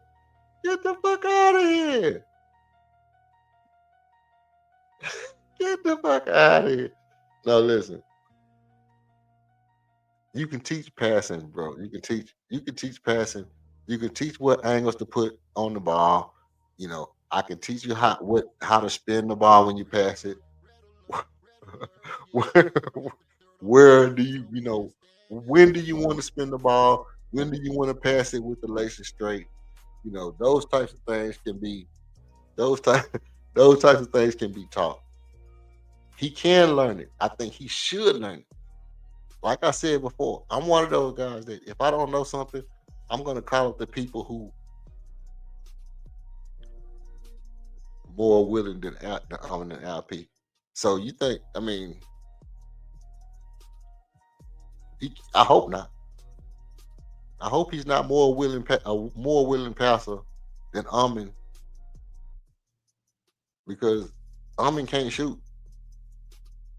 If he's willing to pass the ball more than Amin, and Amin knows that his best attribute was supposed to be his ability to pass the ball, cheese and rice. And Alfie, man, ain't nobody more willing to pass the ball than Alfie. Alfie will pass the ball where he don't supposed to. Alfred Shango will be passing stuff. He be passing the ball. He has no reason to pass the ball. Passing the ball over his head, passing the ball behind his back, drop off pad between the legs. He be doing all the passes, bro. All the freaky deaky passes. But no, he definitely can be taught. He definitely can be taught to be. He definitely can be taught to be a better passer, though. Nah, man, look, these dudes not listen. He's not the best passer on the team, bro. He's not the best passer on the team. Not even close. I mean, Alpha Shango is probably our best passer on the team. Keep it a bean. Keep it a bean. LP is probably our best passer on the team. Um,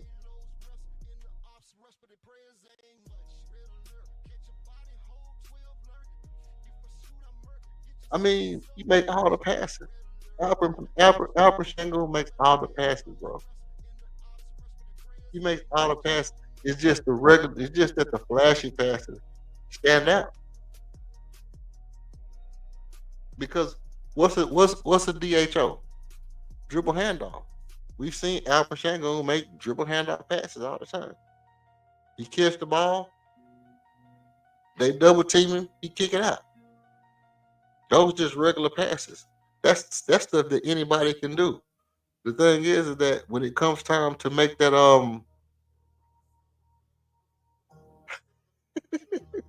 nah, bro. You acting like LP. You acting like LP and Armin is Cam Whitmore, bro. Nah, man. He made flashy passes, but not the ball movement one. Listen, Alpine Armin would shoot on 3 people who would pass their teammates the ball. It's not true, bro. It's not true. It's just not true, man. Especially not Armin. No, no, no. Armin passed the ball. Alpine passed the ball. You know, if anything,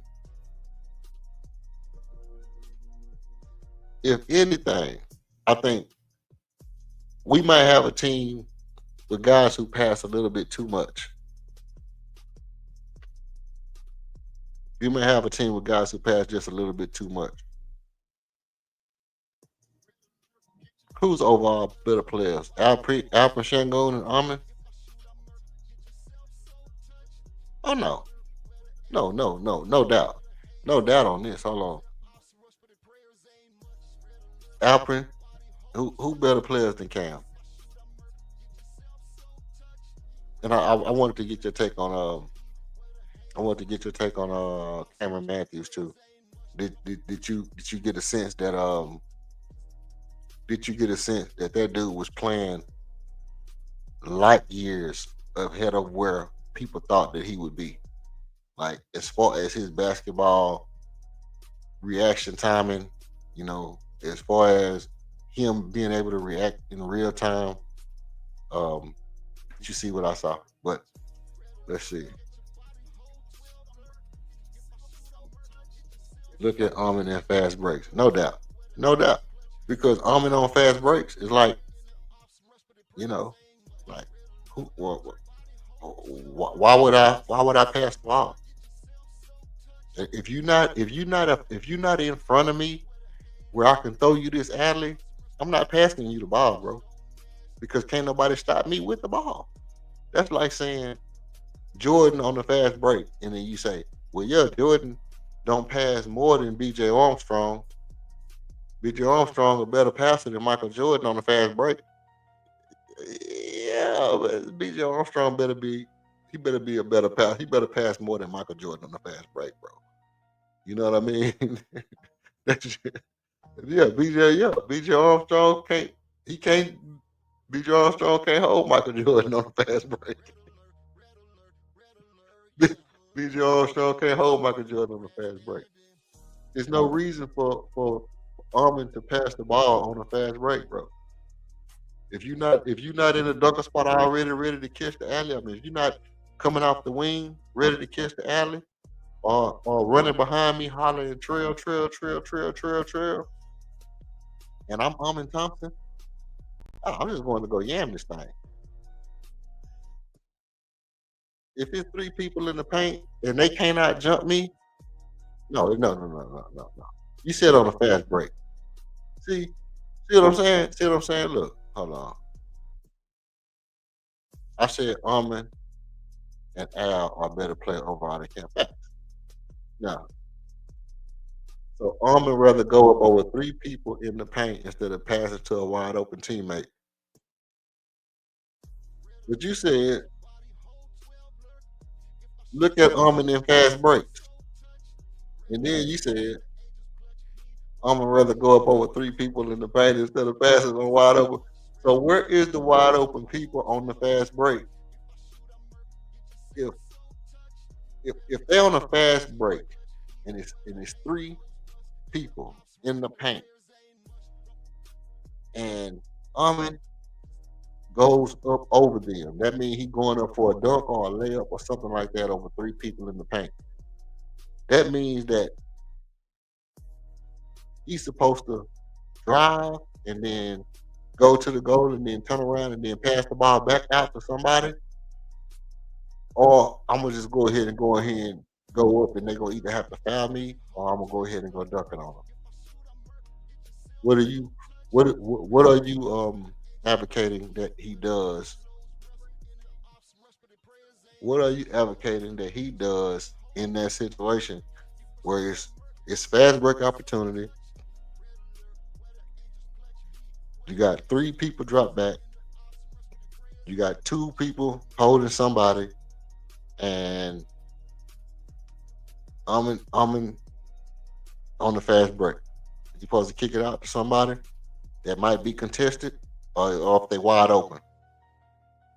Let me go look and see if I can find this almond on the fast break. Wide. I'm gonna Google that. This is what I'm gonna Google. I'm gonna tell you right now what I'm gonna Google. I'm gonna Google YouTube. Let me go to my YouTube joints. Shout out to the tube, man. Getting it in. The YT gets it in. I'm finna Google almond on the fast break, shooting over three people. Almond shooting over three people on the fast break instead of pass to a teammate. Okay.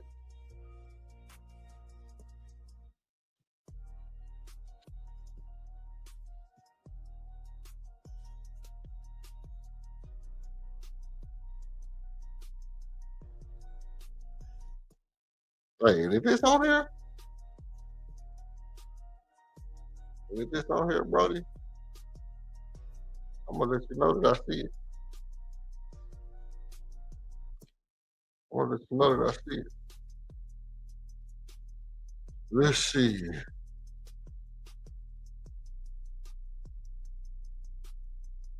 Oh yeah, that's one. Oh, hey, he ain't in the picture.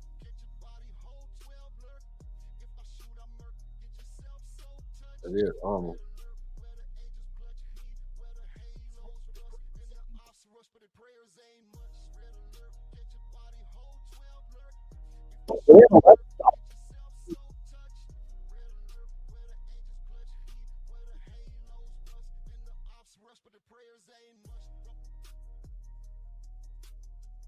Nah, Brody.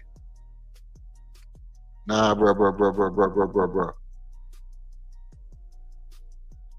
We will have number to see. Okay, we have number two, 2 on 1, 1 on 3, on 2. He'll never pass it.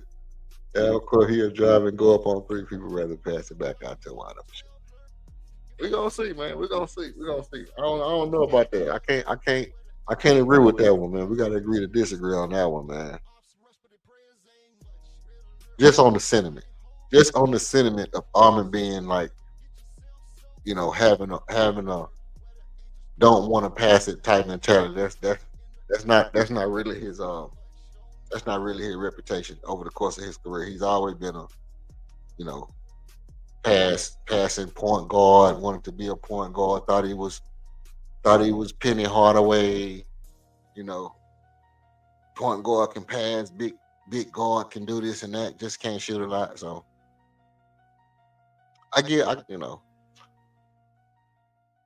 nah, I don't know about that one, King. I don't know about that one. Now, as far as LP, yeah, LP will try to do it to you. He'll do it to you fast for a large amount, man. Al-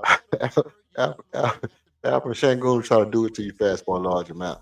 He don't care. If it come down to Alfred Shangoon shooting this ball over two people and a third person closing out, or you know, passing it out to a 3 point line to somebody who might be contested. I mean, the bottom line is when they tell LP we need buckets, hey, we need some buckets. He don't really care what you got to say about it. He going there to get you buckets, bro. He don't care. And like you say, the marching orders. When Ime sick that dog on you, when Ime sick that dog on you, he tell Alfred Shangoon to go out there and get buckets.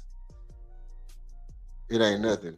It ain't nothing that's gonna stop that dude from going in there, spinning, getting off a shot. Because and the thing about it is, it's not even over three players. Even if it's four players right there, Alfred Shangoon is so crafty. He know how to spin, get you out balance, get you with the pump fake. I'm gonna lean this way over to one guy, and I'm gonna get off my shot to where it's only really one player that I'm shooting over. It's only one player that I'm having. All these other guys just standing in here, but they not involved in the play.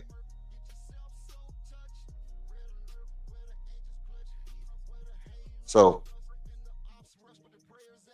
nah, so I definitely don't I don't really take nothing away from Alvin Shangoon or Armin in that aspect. I think Reed will develop into a better passer. And just like we saw we saw Alprin Shangoon develop into a better defensive player. It took him like what 2 years to get there, and then now he's a good defensive player. We saw, Uman. Hey, yeah, I am. I am. I 100%. Let me tell you why. Let me tell you why. Because I'm not on the fence, bro. I'm not on the fence. I believe that if you are the guy, shoot the daggone ball, bro. If you the guy, shoot the ball. Get off the shot, shoot the ball. If you the passer, pass the ball. If you can, that's what I'm saying. Like people would be like, I don't like Al Pacino doing behind the back pass. Or they used to do that with Steve Nash too. See, people don't remember when the media would go, Steve Nash always trying to pass the ball into a tight window and turning the ball over. But then when it's all said and done, you only remember how great he was. They did the same thing with Brett Favre in football. Oh, Brett Favre, he think he can throw the ball in between two linebackers and he throw an interception. But you only remember the fact that he had a cannon and he would risk it all to try to convert the pass, get the pass to his man to make his man to get his guy the ball.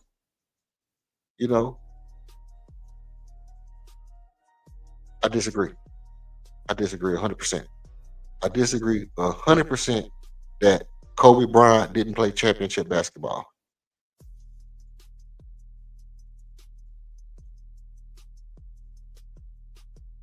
I disagree 100% that Kobe Bryant didn't play championship basketball.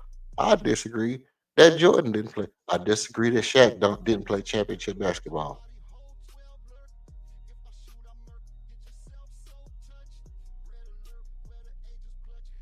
Yeah, you got to win as a team, but winning as a team don't mean just because it's three guys by me that this is a bad shot. Just because they're there don't mean this is a bad shot. Only one guy can contest this ball if I put it away from the other two guys.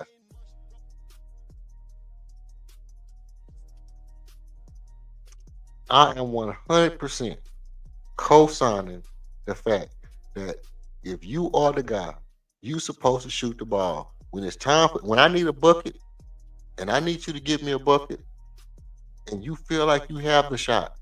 Let me tell you how I rock, King. Me and you playing basketball together. If I trust you to get a bucket, let's say my ankle hurting. And I say, man, dog, we need this last bucket. I look around the court. I pass you the ball. I'm not worried about whether somebody or not think you should shoot the ball or not. I trust that you're going to shoot the ball, that you're going to get us the shot. And if it's one person, two persons on you, I still feel like I got faith that you're going to get us a shot.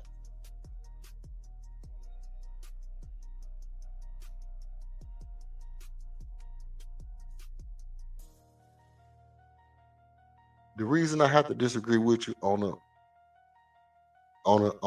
a basic level is that we was the number 2 seed, and the two guys that you are talking about are the two of the most valuable guys to us being the number 2 seed. So just based off facts alone,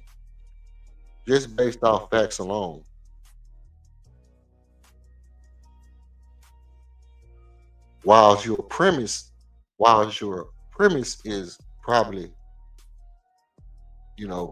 probably can be made into a valid argument based on the basis of one player shooting on 3 people and not passing to your teammates isn't winning basketball. I could agree with the premise, but in the fact that you already gave me your argument saying that LP and Amin is the 2 people that you considering as the people who shooting on 3 people and not passing their team the ball, and they was the 2 of the most valuable people in getting us to the number 2 seed last year. I can't really let you have that one. I can't really let you have that one because then I would have to say, so if they passing the ball, we got to eliminate in the first round. But was it because Alp wasn't balling, or was it because the people wasn't hitting shots? Was it because, matter of fact, here's the next question. Did we have a better chance to win once Armin decided I'm just gonna start shooting the ball? Didn't we look like a much better team? Didn't it look more competitive when Armin decided I'm gonna start getting my shots off? I'm gonna go ahead and take over. Didn't it feel like we had a chance once Armin started going crazy and LP was going crazy? Who was he supposed to pass the ball to? Jalen Green? Oh, let's backtrack this whole argument. Let's backtrack this whole argument. You got Armin on the court. You got LP on the court. You got Fred VanVleet, Jalen Green on the court.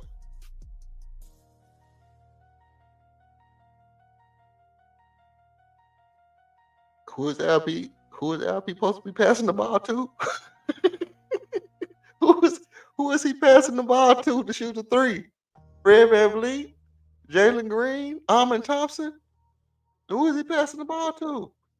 Make it make sense, bro. Make it make sense.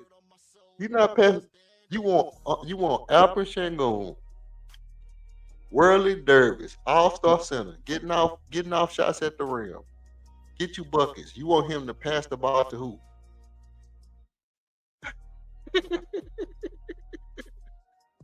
Who you want him to pass the ball to, bro? That's all I want to know. You could put you you could put one letter. You don't even got to put the whole name in the chat. Just you got Fred, Jalen, Armin on the court with Alfred Shangoon, Steven Adams. Who you want Alfie to pass the ball to, bro? He gonna, he gonna pass the ball to Steven Adams for three.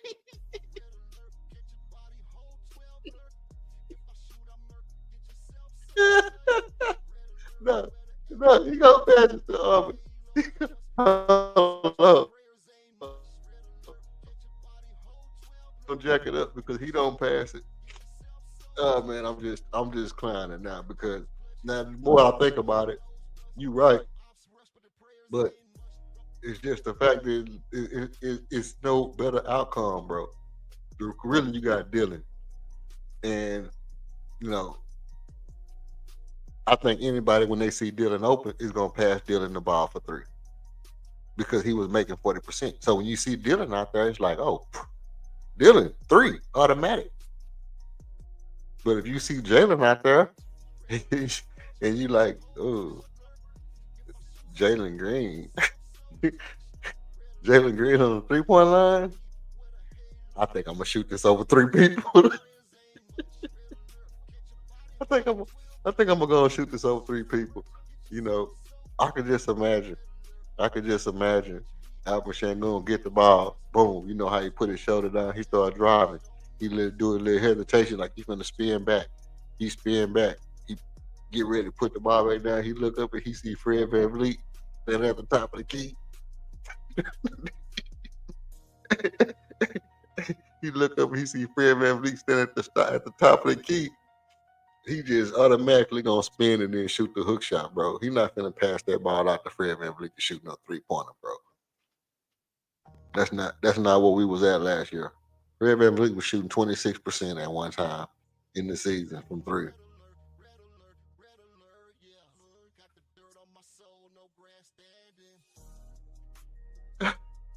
We got eliminated in the first round. How is that championship basketball? No, I mean, we didn't get eliminated because LP played bad, bro. Every bucket that LP got last year, we in the playoffs, we needed. We needed every single bucket that LP got last this year in the playoffs.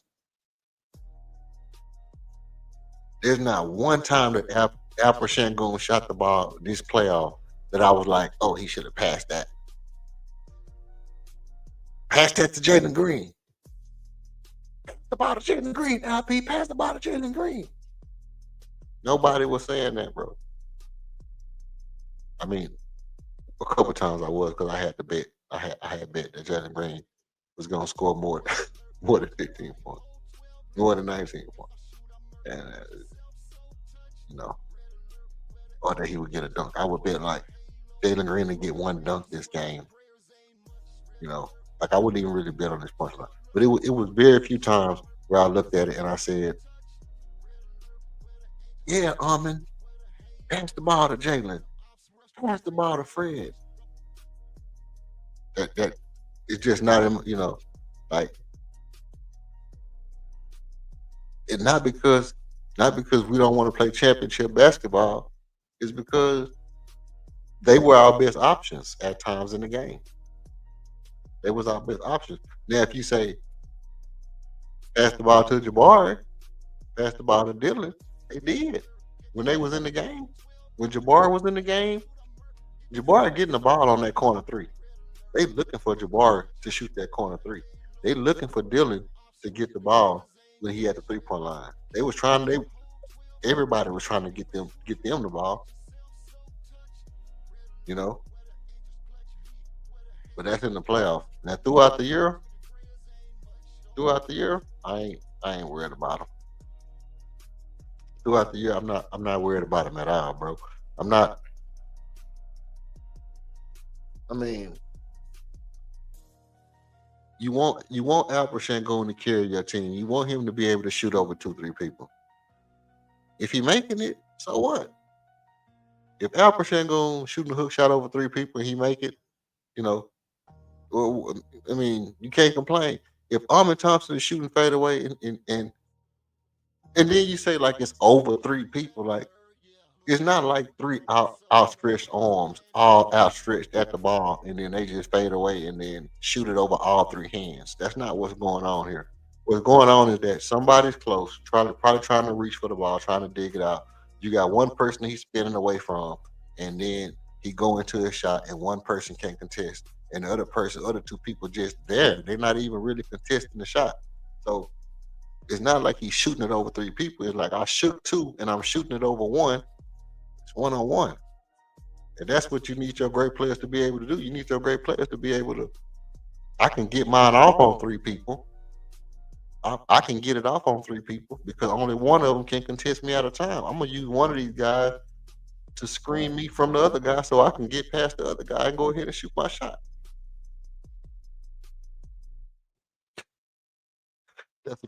That's what I feel about the Alper Sengun thing. Now the Armin thing, he just fading away. He just athletic. He just getting, he just on the fast break. I don't know. I'm gonna look for it now for real. I'm gonna keep it a bean. I'm going to look over some Armin Thompson stuff and go back and just kind of watch and see, is he developing into a ball hog? Is he developing into a ball hog that can't shoot? Because if he's developing into a ball hog that can't shoot, I might have to take back, my position on him right now. But as of right now, I think Armin Thompson is probably on the way to being the 3rd best Houston Rocket ever after the trajectory he's going at. If he continues to grow at the rate he's growing, I think Armin Thompson will be the 3rd best Houston Rocket ever.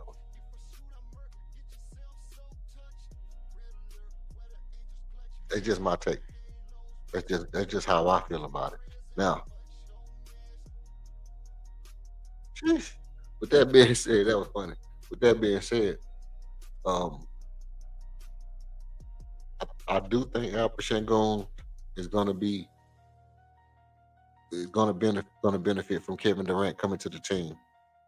I think Jabari is going to benefit from Kevin Durant coming to the team. And it's funny because whenever I talk about you know, the youth movement that we have, I'm thinking about Reed. I'm thinking about Amin. I'm thinking about LP. I keep forgetting about Bari. I keep forgetting about Bari because Bari just kind of remind me of Rashard Lewis. He just kind of remind me of Rashard Lewis. He just kind of remind me of that guy that's supposed to be something, but they just take him and he just becomes this other thing. He just becomes this 3 and D, 6'10" guy that's just 3 and D and 6'10". You know, I'm 3 and D. I'm 6'10". I'm shooting the ball and I'm tall. That's it. That's it. Tall and shooting the ball. That's it. Nothing else. And I wanted more for Jabari than that. I wanted Jabari to be you know, tall. I shoot the ball. I can. What do I expect him to do? Like, be consistent. Be consistent around the inside, around the interior, and the perimeter. That would have been nice. So that's kind of where I'm at with Jabari. And then, like I said before, the thing with Tari is he still injured? Is he still injured? Is he still hurt for another year or so? Is he gonna be hurt for another year or so, or is he almost healthy this year? Is it ever gonna be a point where Tari is fully healthy? I mean, that's a stream in and of itself. That's a stream all to itself. Will we ever see Tari healthy again, like fully healthy to where he can reach his potential? Or is it always going to be Tari might be hurt this year? Are we dealing with one of those kind of players that's just going to have injuries every single year? Cheese and rice. Well, he had something. He played his full year his first year. Didn't miss no game. But if I'm right, he had injuries in college, right? He had injuries in college. And those injuries in college is one of the reasons why he was on the bench in college. Just like Cam had some injury. But if I'm right, Tari had injuries in college. He came out, he played his whole first year to show that he was committed to, being an Iron Man.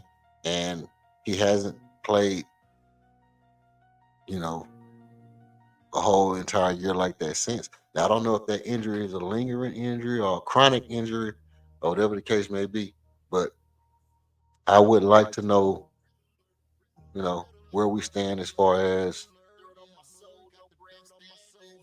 I would like to know as far as what we can expect from Tari going forward. And it's funny because you can't expect to really find out why he's in the league exactly what it is, because the problem is if you put out what's wrong with him, then you damage, the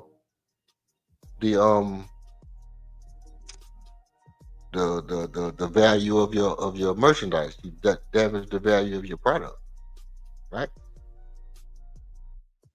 Crazy work. That's crazy work. Now, I think at this point, I done got off most of what all I had to say. I think I done got off most of what all I had to say. Um, Anything else I have to say, I will try to think about it and bring it to you tomorrow as we go into our second game. And I think that second game is against the Atlanta Hawks or who was tomorrow's games against? I think tomorrow might have been against Atlanta Hawks, somebody like that. So I will be trying to get back on. I mean, you could expect to see me pregame show, jumping on the pregame and bringing y'all what I expect to see from Reed Shepard. And for those of you who listen to this full stream, for those of you who came in, if you gave me likes, I appreciate it. You gave me thumbs up, thank you. You gave me thumbs down, thank you. Chimed into the comments, thank you. King on deck, appreciate you, bro. Good looking, fam. Good looking. Always good to spar. Always good to have a little friendly joust back and forth about about sports, a little competition, you know what I'm saying? Get our little friendly joust on, little friendly bumping heads back and forth. Now, for all the people who listening, anybody who make it this far in this show, let me tell you what I'm gonna do. I'm going to give you my I'm gonna give you my take on what I expect to see tomorrow from Reed Shepard. I expect to see Reed come out and be poised early on. It's gonna make the difference on again. At this point, I'm sold on Reed Shepard. Now, he can change my mind by come out and being and looking shook early tomorrow. If he shook early in the game tomorrow, I'm gonna my wheels gonna start turning, and I'm gonna be now how mentally strong is this guy? How mentally strong is he really? How confident is he really about himself? Because at this point, you shouldn't be you shouldn't be antsy. You should be cool, calm, and collected out there now. You should feel like I got the green light. Nothing that I do is gonna be looked at as bad. Some people, I'm not gonna say no names, they're not even gonna point out the bad stuff if I do it and it looks like a bad play. They're gonna make excuses for me by blaming everybody on the perimeter. Some people gonna blame everybody on the court but me when I do something wrong. So, um, so he should really be calm. He should really come into this game feeling like nothing that he does is gonna change how we feel. But that's a lie, because if he comes in the game and he doesn't come in and play with poise and look calm, that's gonna change how I feel about his career. That's gonna show me that at this point you still haven't developed your confidence yet. I'm really gonna look at it. I'm gonna say, for why? Why are you anxious in a summer league game when you know you got the ultra green light? You know that even if you win, nobody's nothing's gonna happen. Even if you lose, nothing's gonna happen. If you come out and you just shoot the ball decent, people are gonna talk about you like you are the Caitlin Clark of the NBA. And I think you can be the Caitlin Clark of the NBA. So there's no reason for you to be tiptoeing or nervous or none of that stuff. He should really come out and be cool, calm, and collected and come out and shoot that way. Because really, if you think about what makes great players, it's the confidence.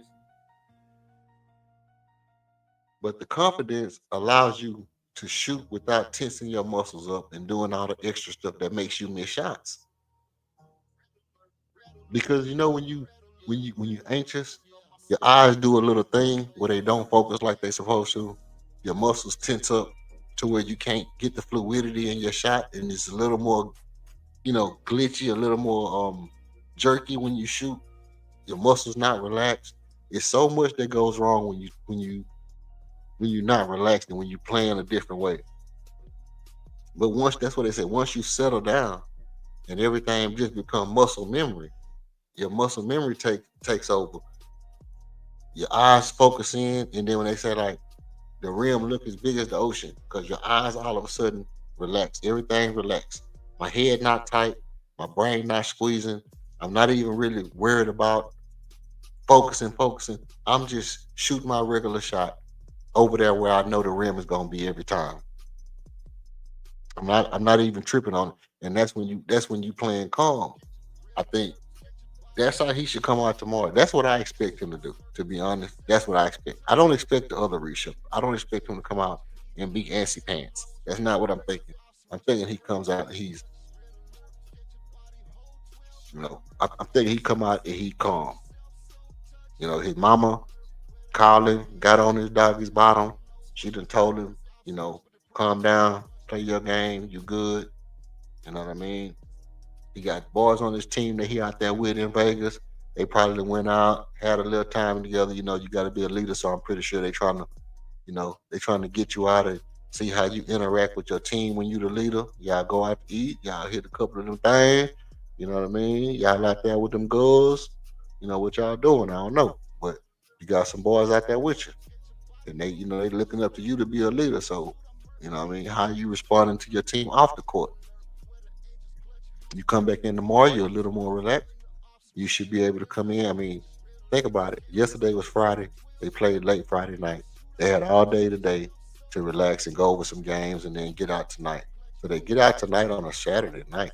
They come back in tomorrow. They come back in tomorrow night, late night tonight, and get time to rest. And then tomorrow they're going to go play. So tomorrow when they go play, they should be totally relaxed. They should be totally relaxed after coming in after a Sunday night. And he should be coming in relaxed. Everybody should have a little better idea of where they're supposed to be. It should be less of teammates crowding the 3-point line and getting all in your way when you're trying to pass them the ball. You know what I mean? Funny thing is, King, I'm gonna tell you to be honest. I do hate when you trying to, set up the offense and dude running all up in your face trying to get the ball. Because ultimately, you know what I mean, they really is. They trying to get right by you so you can pass the ball to them. But it's easier if you just go over there. Go over there. Go over there a little bit, man. Go to the ride. Go to the ride, bro. You know what I mean? But dude standing right there thinking that Reed Shepard finna pass you the ball. But it is one of those things where you gotta wait till I move though. You gotta wait till the defense react and then to move. But they'll see, hopefully if they watch a little film, they'll see, where they went wrong, where they went right, and that should look a lot more sharp. And it should allow him to be better facilitating tomorrow, which I expect him to be more efficient shooting from three early, because he'll be more calm and they won't be like, I'm getting up shots to show you that I'm coming out shooting. I'm coming out firing because I want y'all to focus on me. Right? Here's the thing. Y'all already expecting that I'm gonna come out firing. So y'all gonna play a certain way. But now I done set up the chess game to where now I can be a better facilitator. So I think he's gonna watch, he's gonna come out, he's gonna be a better facilitator tomorrow. I'm expecting, let's say, I want to say 15 assists.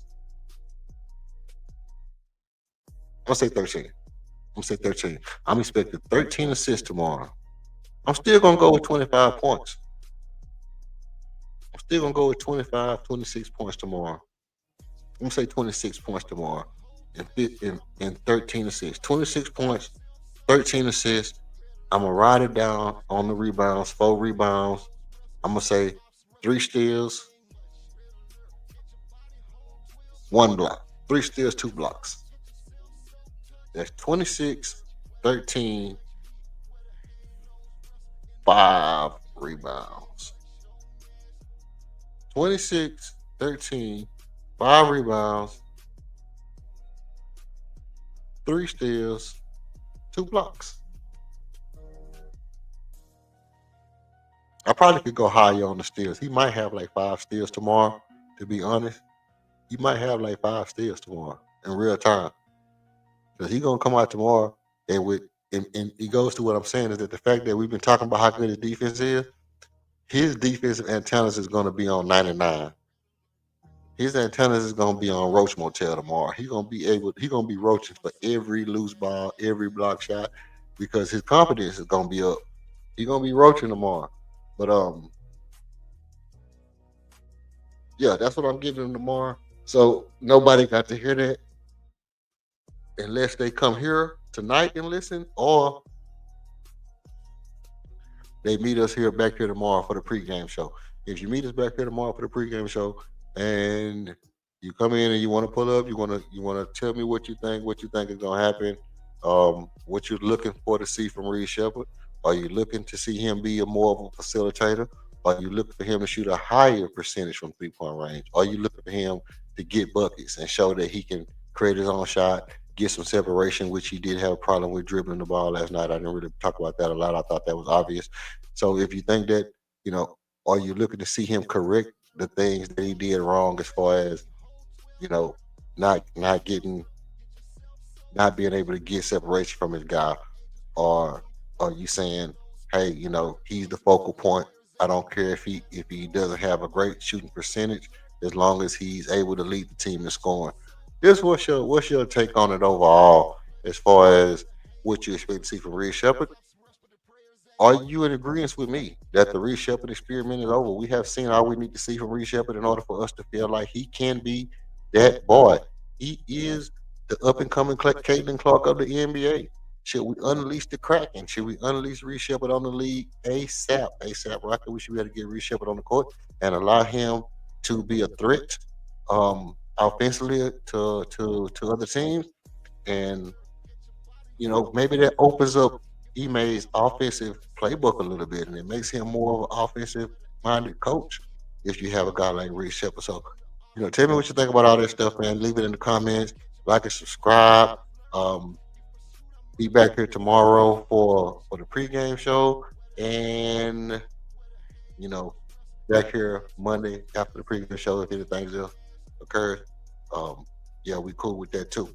Now, if anything else pops up other than Jalen Green and his newfound hobby as a media expert, I will come back and talk to you about that also. I don't have too much to say about his other interview. It was about what I expected anybody would say. Um, should he be motivated when he comes to play against Houston? Absolutely. That's natural. Did he need Dylan Brooks to say it for him? Probably, probably not. I don't think that was the good look. You know, um, seeing as though how we have seen Jalen Green in very curious situations in other videos and things like that. So I don't think that you need to try to pump another man up to say something for you, and pun intended. Um, especially when he came, when he got his hair down like that. So I miss Dylan Brooks, man. I wish Dylan Brooks was still here, but I'm glad Dylan Brooks went with Jalen Green because he's going to need the protection, and that's all I got to say about that, man. I'm looking forward to see what they do in Phoenix. I hope they stink up the joint. I hope they hurry up and get them guys off of there. But I think that when they say motivation, I think those guys are over there and they're gonna say, "Hey, well, they got them picks, so they want those picks to be high value. Let's get to the playoffs so these picks are not high value." That's motivation for them right there. That's enough motivation to mess up our organization for Jalen Green. That's enough for him, just that alone. Just just knowing that the expectation was that we was gonna get Phoenix picks and they was gonna be a bad team. Now we gave them Jalen Green and Dylan Brooks, and Dylan Brooks has consistently been on top five seeds over the course of his career. His team has been highly um, ranked in the regular season. So I wouldn't be surprised if Dylan Brooks is on a playoff team this year. If the Phoenix Suns was a top five, top six seed next year, I wouldn't be surprised at all. Not one bit, because they got a shooting guard that was a number two seed and a small forward that was a number two seed that has been a number three or number two or number five over the course of his career. He hasn't had a bunch of bad seasons as far as Dylan Brooks goes. So, and then you got Devin Booker. So you're really your your three perimeter players are all high quality players. And then you bring in a rookie that's 7'2", you know, I don't know. Obviously you don't have the depth to do a lot, but you got a guy who will play 82 games straight. And if your main guy is on the court, 82 games, scoring 21, 22, 23 points a game, you got a good chance of winning. So I hope they don't mess up our plans. Or Raphael Stone has been making hella moves as far as what he's been able to do with structuring contracts, making trades, thinking down the line, down the box. I used to say to myself, like, like, I wonder what these guys be thinking. But when you watch Raphael Stone and how he's moving, you kind of can see how he's thinking. He's thinking checkers, not chess. He's thinking like, I'm gonna do this, and this gonna make them do this, and then I'm gonna do this, and then that's gonna leave me available to do this after some next shit happen. And so I'm not even worried about Raphael Stone no more. I don't even second guess, because there's nothing that I've thought about that he hasn't tried to do. Like even drafting Kamal Malawa, I believe that if that draft would have came up, we would have drafted Kamal Malawa. I believe that when we had to, and everybody was like, well, Jabari Smith Jr. and Chet Holmgren, I believe we were going to draft Paulo. And that's why Orlando snuck up and grabbed him. I don't believe we were going to draft Jabari. I don't believe that we were going to do nothing other than draft Armin Thompson. I think Armin Thompson was always the guy that we wanted. I mean, unless we would have got, that was Wemby. So unless we would have got Wemby, then obviously, So anyway, make a long story short, I appreciate everybody chiming in, man. Hit the like and subscribe on the way out the door. Hut, man. Been a long one. Peace, I'm out.